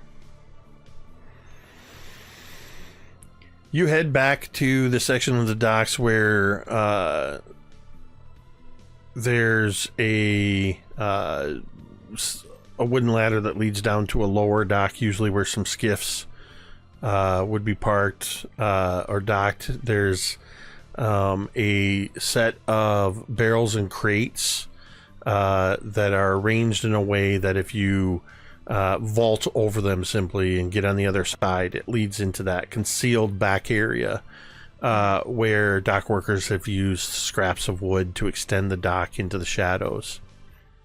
Mm-hmm. And as you approach in there, I would like you to make another perception check. God, 16. Fuck. This little fucker rolls a nat 20 again. I'm gonna flip my shit. Okay. It's not a nat 20, but it is greater than your 16. Beat me. That's okay. It's just as long as he doesn't as in my face. You head into this place, and it's not a very big place. You hear a voice, a girl's voice. I thought you'd be better than you are. and you hear the soft, barely audible sounds. You more feel it in the soles of your feet as she drops from the underside of the dock above onto the dock behind you. I like whirl around, and I'm just like, I think I draw my sword. I guess no, maybe I probably don't have my sword, honestly. I can't take it back now. I already said it, but I don't have my sword. I think I probably do have my dagger, and I would pull it out, and I would just kind of look at this girl, and I'd just be like, I'm out of practice. You turn around, and who you see before you is a human girl of about 17 years. I'm kind of like looking at this kid. I'm like, you do have serious talent. I'd be remiss if I didn't mention that. Your reputation precedes you, so that's naturally why I thought you'd have caught me putting my blade in your pocket. I was kind of disappointed when you didn't. My mind was elsewhere. Congratulations, you've won the day. You don't need to rub my nose in it. She reaches up and pulls her hood back, and as she does so, you notice that one of her hands has a scar from here down to the middle, very similar to your own scar. Oh, wow. Okay. I noticed, but I don't say anything.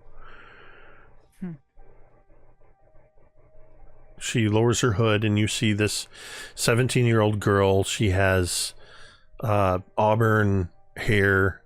It looks to be pretty wavy, but it's pulled back with a black silk ribbon. She wears relatively nondescript clothing. She seems to have deliberately dressed to blend in with the crowds here at the docks. So, you want to talk? You want to meet? Why do you need to meet with me? I was sent here by Ket Telkolok. You don't say. Found himself a new ward, it seems. How goes that for you?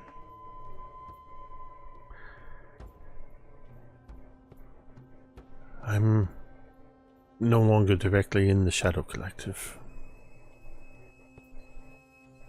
And all of this hits Velynia. The whole thing he mentioned about like there being a schism and like all that stuff, and she kind of breathes deep and looks at her hand again, and just says, "Oh, I see. Well, what does Ket have to say?" Well, he seemed to think that while you are busy with this band of adventurers, delving in and out of this pit and hopefully looking for what you're supposed to be looking for, you need somebody to watch your back.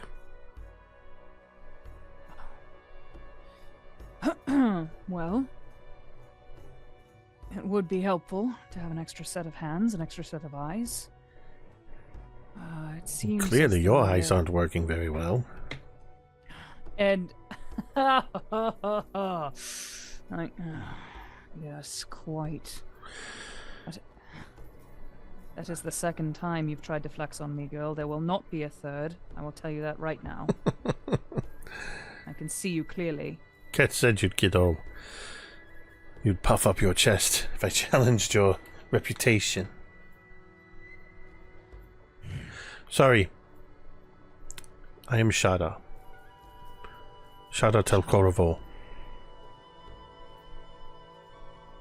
And would I know what her surname means? It's the tell part means that she's following the naming conventions. Right. But also she's a neophyte. Oh, she wouldn't have been given a name yet. I was say I'm trying to check real quick. I don't think the neophytes did they get their name when they were a neophyte? That's a hell of a question. Couldn't tell you. I don't know. I gave you a whole. Oh, okay. Yes. Sorry. The neophyte. I think it's when they get taken in. The neophytes lose their. You know that they lose their surname when they're taken in, when they're a neophyte. Correct. Somebody else in the collective has to bestow the surname on them. Mm-hmm. Which means she's, and it's not surprising seeing how she's demonstrating herself already, that she's caught somebody's eye. I don't know. You can attempt a recall knowledge to see if you. It's not a common one. 26. Sorry to put you on the spot, but No, it's fine. You're not putting me on the spot. I know what Telcorvo means. What does it mean? It means the Raven. Ooh, oh, duh. Bitchin'. Okay. So I would look at this kid and I would just say, yes, your services actually could be very useful. As much as it stings my pride to ask for help, it seems that there is somebody following me and my party by just simply connection. A whisperer that is still with the collective as it is. Somewhere in Sandpoint. I thought I caught a glimpse of them, but do I get the idea that the person I caught a glimpse of is this kid, or was it not? No, it was definitely not this kid. Okay, definitely not this kid. Okay. They were much too far out, because basically in the moment that you saw that person disappeared and they were probably a good 50, 70 yards away, that's when you felt the hand in your pocket. These are two completely different people. Oh, wow. Okay. Somebody's watching us, reporting back to somebody, or biding time to make their move. I can't really say, but if you happen to find them, and if you're feeling brave, do away with them, I would be very grateful. This is why Ket had me come here. I am going to stay here in town. And while you are continuing with what you're doing, I will keep my eyes and ears open and see if I can find this whisperer. All right. Well, thank you. I do appreciate your help. If you happen to see Ket, and Velynia kind of rolls her eyes and sighs and just says, tell him I appreciate his help too.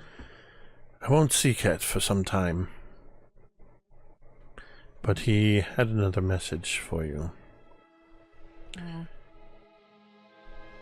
He has a lead on Lim and is following that lead. Velynia's whole posture just softens, and despite herself, for just a second, all of it, the whole mask, the whole demeanor slips. And then I imagine this isn't more than one Mississippi second. She snaps back to herself and is just like, very good. Tell him I appreciate his efforts if you do happen to see him, or send message back and forth. You're staying at the place called Mvasti's place. That's correct. I know, it wasn't a question. I will be staying there with you. But I will be staying here in town. When you go off on your adventures, if anybody asks, I'm your cousin. My cousin. Very well. I suppose that makes as much sense as any of this other shit. Ket figured it would be best, with you being only half human. Yes, that makes We sense. look nothing alike to be even half siblings. No. No, we do not. Very I well, mean- cousin. I will go make myself at home and get to work. Alright. If I find any of my shit messed with at Mavashti's place, it'll be your hand. She pauses in the process of pulling her hood up. And when you say that, she glances at the hand with the scar, and you see her eyes go to your own hand. But she says nothing else, and turns and quickly vaults over that same cluster of crates and quickly climbs up the ladder and merges in with the crowd, blending in as she disappears into Sandpoint. You have a neophyte that is a connection in town now. Cool! Companion! Awesome. Great. And finally, before night falls, we are going to catch up with Natalin. Let's go. Natalin.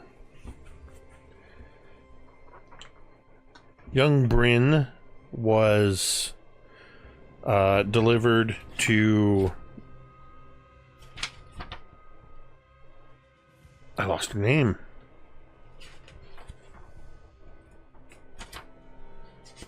Got you. Solara to Bill. Solara to Bill. I got Shada's name in my head and I couldn't get it out. I couldn't get past it. It's not Shada. Excuse me. Solara. You took young Bryn there, and they disappeared inside the house. What did you do after that? Yeah, knowing it was going to be quite some time, but not willing to just leave Bryn here by himself to walk back, Natalin has chosen to take this time to kind of recuperate, get back to some sort of like, I guess, like grounding in the nature. So she just travels a bit back towards the river, finds a place to sit down there, does a little bit of meditation first, and then we see her pull out some papers, and she starts to write.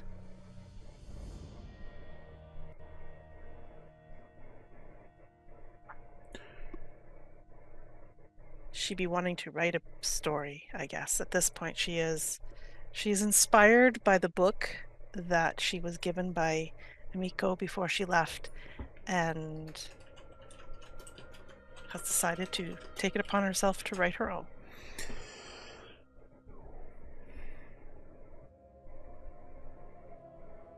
While I don't expect you to read or tell us everything you're writing, I imagine there's this moment where Natalin's sitting there and getting comfortable, and you get your journal out and you get your pen and ink, and then you have that moment of your pen just hovers over the blank page. Sometimes the hardest part of telling a story is starting the story. What is the first line that Natalin writes? I think we see, first of all, like she starts to write, and then there's a crosses it out. We see that happen like a few times, and then there's just a moment where maybe it just comes to her, not the first sentence or the first paragraph, but the first working title, and she's going to call it The Pearl of Lighthouse Rock. Ooh. Dun dun dun.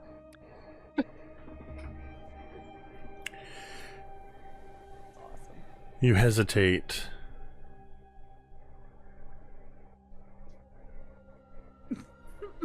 And then write these words down on the page. look at the lines, satisfied. And then pink. And then pen and ink to paper quickly begin writing more and more words. I'm curious, is Natalin's handwriting neat and flowy? Is it tight and reserved? Is it scrawled and almost illegible? Knock it off, Cari. I saw that.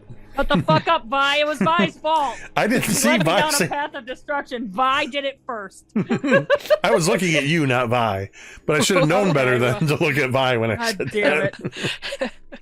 Sorry. Her hand is well disciplined, so it's very, besides the scratches that are out, it's very tidy. I would say probably on the smaller side, so that a lot can fit in, and definitely very structured. I'm trying to make sure I use these words properly. Structured and I'm going to say, and disciplined is the best I'm going to say at this point because yeah. You already said a lot could fit in. Yep. We're here now. Yep, we're all 14 now. Yep. So yeah, you spend probably the next couple hours as you are riding at the edge of the Pteranodon River. The forests around you have that orchestra of forest sounds, cicadas, frogs, the occasional shh, the wind through the trees, the light creaking of the trees, the taller trees as they sway back and forth ever so slightly. As it proceeds later in the day, the wind does seem to pick up just a little bit as you hear that thunder off in the distance of the approaching storm. A thunder that gives many people pause when storms approach, but I think for Natalin, it probably bolsters your writing. I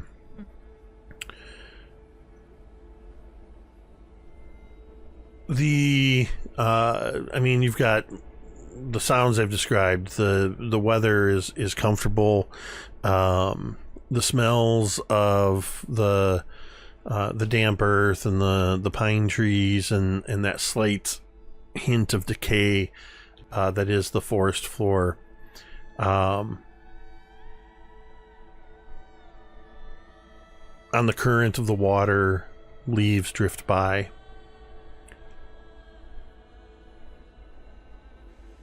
And then the water, which has sort of a natural ripple to it as it flows. No kind of rapids, just moving water, continuously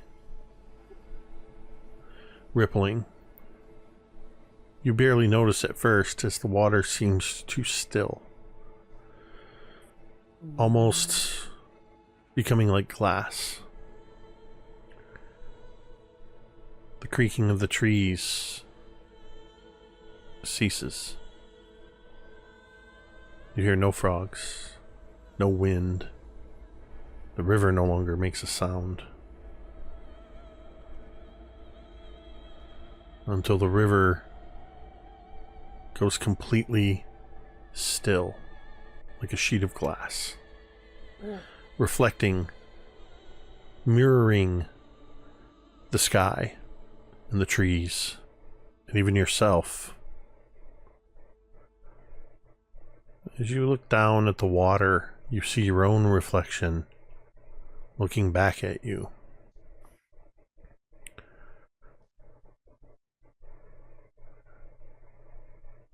Your reflection, not distorted because there's no rippling in the water. It's an almost perfect mirror reflection, though slightly darker. Your reflection takes the journal, moves independently of you, scribbles something on a page, and then turns it around and holds it closer to the surface of the water for you to read. And you see the words, "He walks by moonlight, where angels will not."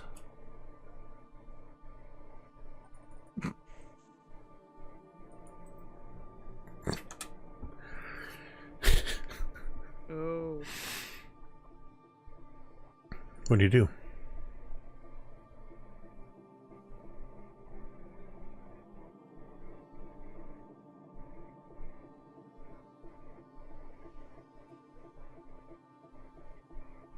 I think first she looks down at her own journal, maybe flips a couple pages to see if it's written there as well, or if this is just something that I'm seeing.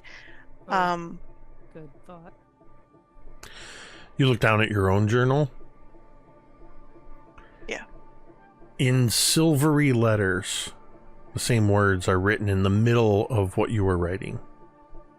In your own hand. I think I will ink it, like right below where it's silver. I would ink it so that I don't lose these words, because I have this feeling in this moment that this might be something temporary, and I don't want to lose it. Smart. You write the words in ink below, and as you suspected, the silver lettering begins to shimmer as if on the surface of the water. And it begins to almost run like wet ink.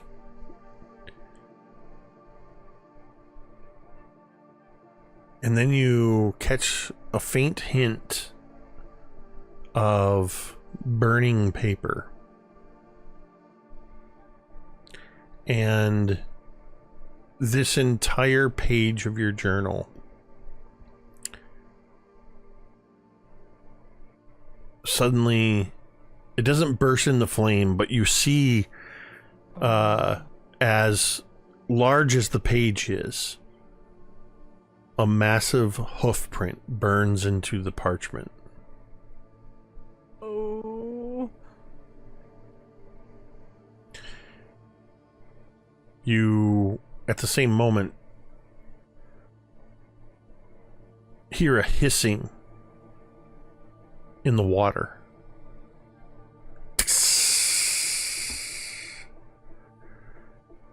Glancing down at your reflection, you see in the sky above your reflection, a shadow crosses the sky. A large figure with wings vast and leathery, circling overhead. You sense a shadow pass over yourself as well. Do you look up? Oh, I think I immediately look up when I see something in the reflection of the water. My first instinct is to look right above me. There is nothing in the sky above you. Looking down again, the shadowy creature persists in the reflection. Your reflection, Natalin, leans in, and you can see that they are speaking, but you don't hear any words at first. They lean so close that their face is right next to the water, and it looks almost like they are yelling. And you see ripples on the surface of the water as the words rise out of the water, like almost like steam, whispered. The roofs burn where he lands.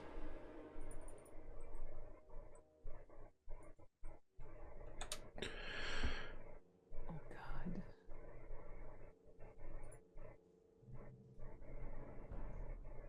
There is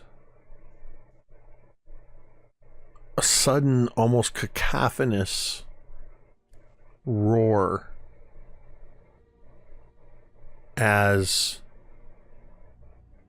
the silence is shattered by the sound of rushing water, the birds and cicadas, the wind, distant thunder. All of the sound that had been blotted out suddenly comes rushing back into your ears. And when you look down, the water is flowing and your reflection distorted in the ripples. It's just a normal reflection. But the silver-stained page with the burned hoofprint persists. And your own handwriting, "He walks by moonlight where angels will not," where you inked it, is still there. I think I'll add the line, "The roofs burn where he lands," as well. Make me a reflex save, please. It's like Natalin writing in her diary. It's like, P.S. The roofs burn where he lands. XXOO. Oh, 28. Take that. You hear a twig snap behind you. Barely audible, but you are so keyed up in this moment. This single twig snapping is... You hear it above all of the other sounds as somebody is trying to sneak up on you. I immediately, because I'm a little bit freaked out at this point, I immediately turn and I am already starting to cast a spell. When I turn around to see whoever this is. You whip around, the spell forming at your fingertips, and there's a sudden sound of a staff striking the soft earth, and your spell is countered and dissipates as Solara counters your spell. It was Bryn who was trying to sneak up on you. And he looks terrified.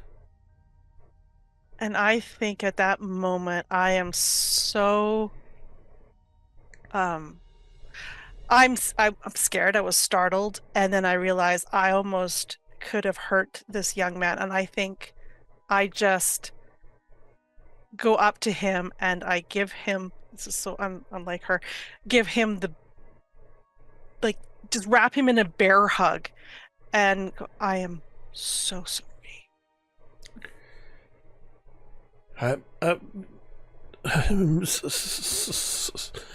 Solara wanted me to practice moving silently through the forest, and I thought I could sneak up on you.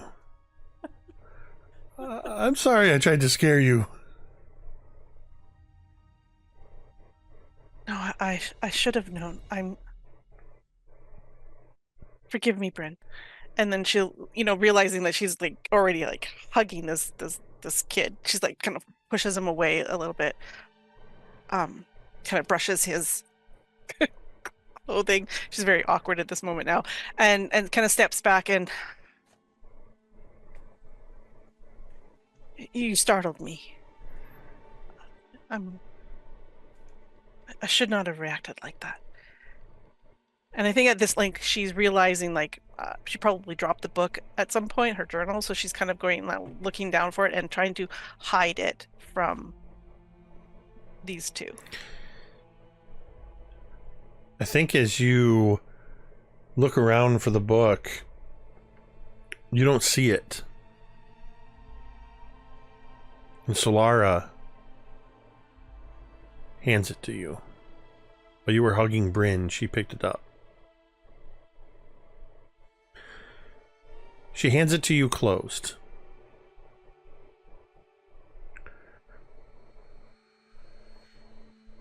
She looks up. She looks up at the sky. And then looks at you right in the eyes. "Wings, not of this earth. will be darkening the skies soon.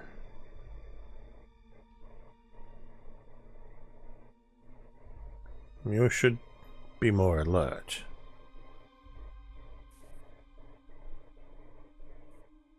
Natalin just... Her demeanor changes as if she's just been scolded. Her head bows. You're right. I was not paying attention.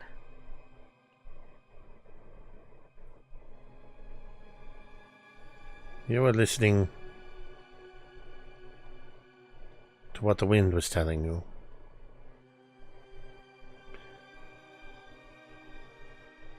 I was.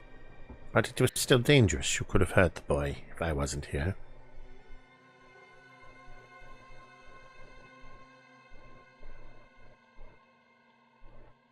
Yeah, Natalin doesn't say anything to that, knowing it's true. She kind of just hangs her head even further. And suddenly her entire demeanor changes as she says, "But everybody's fine. Everybody has the hair on their head and nobody's been turned into a frog or a sheep. So I think we're all good. It's nearing dusk. You should get the boy back to his family for the night. I believe you have a dinner planned with your friends and your family. I should like to see you within the fortnight." She's talking to Bryn. Mm-hmm. "You will spend the summer with me." Mm. "See that his mother gets the message," she says to you, Natalin. Natalin just bows further, yes. "There is much promise in this boy. I will train him." And you can't help but notice at her words, dusk approaches, that probably a good 2 to 3 hours more than you thought passed. As she just reaches out and kind of puts a gnarled hand on yours and just squeezes. "Whatever it is that is coming, it seems that you've been chosen to face it, at least. I believe you are up to the challenge."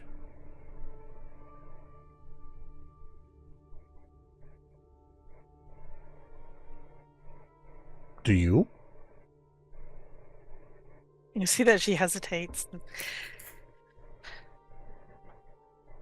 I'll try not to disappoint you.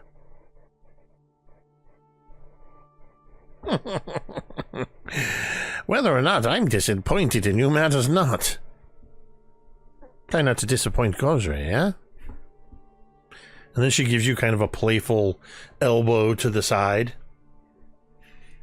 And as she says that, you hear, "I'm just kidding." I think when Dude, we oh hear my the God. thunder, that's actually comforting to Natalin. And that's when she kind of settles down a little bit. And then kind of gives Solara kind of a smile and then turns to Bryn. "Shall we go?" I think as the two of you are heading down the path and walking towards the White Deer through Sandpoint, between the approaching dusk and the approaching storm, much of the town is becoming illuminated through lanterns and candles and windows, and a few places have lit lanterns outside. Where there was no wind earlier in the day, with the approaching storm, there's a lot of the wind is picking up, and as it blows along the street and the thunder continues, it's that approaching storm kind of thunder that's a almost continuous distant rumble, just that, and the wind picks up, and it's almost, the wind kind of flows along behind you and across your back and seems to almost wrap around you like a mantle, adding to that level of comfort, as if Gauzeray themselves was placing the blessing of the coming storm upon your shoulders. As we see you and perhaps a couple others from different points in town approaching the White Deer, and you catch on the wind the hint of brisket. Yay. And that's where we're going to end tonight's session. Yay! Oh my god. Very spooky tonight, Jake. Very spooky. It's Halloween time. A few bits of lore dropped tonight. Yes. Downtime is such a different thing that where we kind of move, unless you, well, especially when you guys are in 5 different places. We kind of have to move through each person individually. This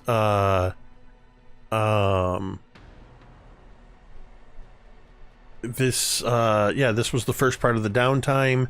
Of course, next week we will at least start with dinner at the White Deer, as everybody comes back together again at the end of the day and start to figure out what all you are looking for, what all you're gonna do, what are your plans. So with that, I want to thank, as usual, let me get the spooky music off. I want to thank Myth and Gears for resubscribing for 79 months, almost to 80. A lot of months. And as usual, Scholtens to Cari dropping 500 bits to pay for one of those domain dice. Yeah. I mean, it's not like you don't have 76 of those. You have so many. Yeah, so thank you to everybody who joined us in the audience. I love seeing chat taking place. I can't always keep up with the chat, but I love seeing conversations happening in the chat. I was going to say something, I totally forgot what it was. Just a reminder, I don't know if you have that link handy, Tamiko, but just a reminder that we have coming up in November, if you're watching with us on the VOD, that's November 9th, 2025. So if you're watching before that, you have until October 29th to enter the sweepstakes for a chance to play at the virtual table with Todd Stashwick, Jerry Ryan, Eugene Cordero, Terry Mattis. I suddenly lost his name. It's Mattis, right? Metalis. I wanted to call him Matlin, Terry Matlin, and that was right. Terry Metalis, and Melissa Navia in our Todd Stashwick's Nerd Circus presents The Legends of Eleonora, A Reaping in the Shade, our 4th charity event benefiting the Pavlov Foundation in their fight against childhood cancer. We are excited to be the host and producers for this and have some incredible talent rolling dice and having fun for a few hours while we raise money to fund research and other programs like their Shutterbugs program and stuff like that for the Pavlov Foundation. So winners will be drawn on October 29th and notified. And the game will be November 9th at 8 p.m. Eastern, 5 p.m. Pacific, right here on twitch.tv/miniature-rain-domain. Thank you, as always, to these amazing players as we continue to unfold some backstories, and we, the audience, learn more about them, but they're conveniently separated from the rest of the party when these things come out. So the party's not learning jack. I love to imagine we all come back together at the White Deer, and Millie's like, "How was everyone's day?" And we're like, "Fine, nothing happened. Nothing of note happened." All of us. Are just Icselo's nursing a wounded shoulder. right. A machete wound. I was slashed across the back with a machete. Ah. Natalin's getting river visions. Lumi's tampering with 10,000-year-old magical technology, and Velynia's picked up a little shadow assistant. Yeah, no, I didn't really do anything today. Oh, and let's not forget Millie, who met a wonderful cat person. Making a brisket. Oh, and frickin' 6. Oh yeah, next time, menu baby. Oh, nice. Ooh. Oh, I'm so fucking excited for the menu. Nice. So yes, as always, a huge thank you to Vi, Kaeryn, Tamiko, Cari, and Baron, without whom this would just be me talking to myself for a couple hours. With that, we're going to go ahead and end this session the same way we end every session. You can say it with me if you want. Y'all keep it secret. Brisket.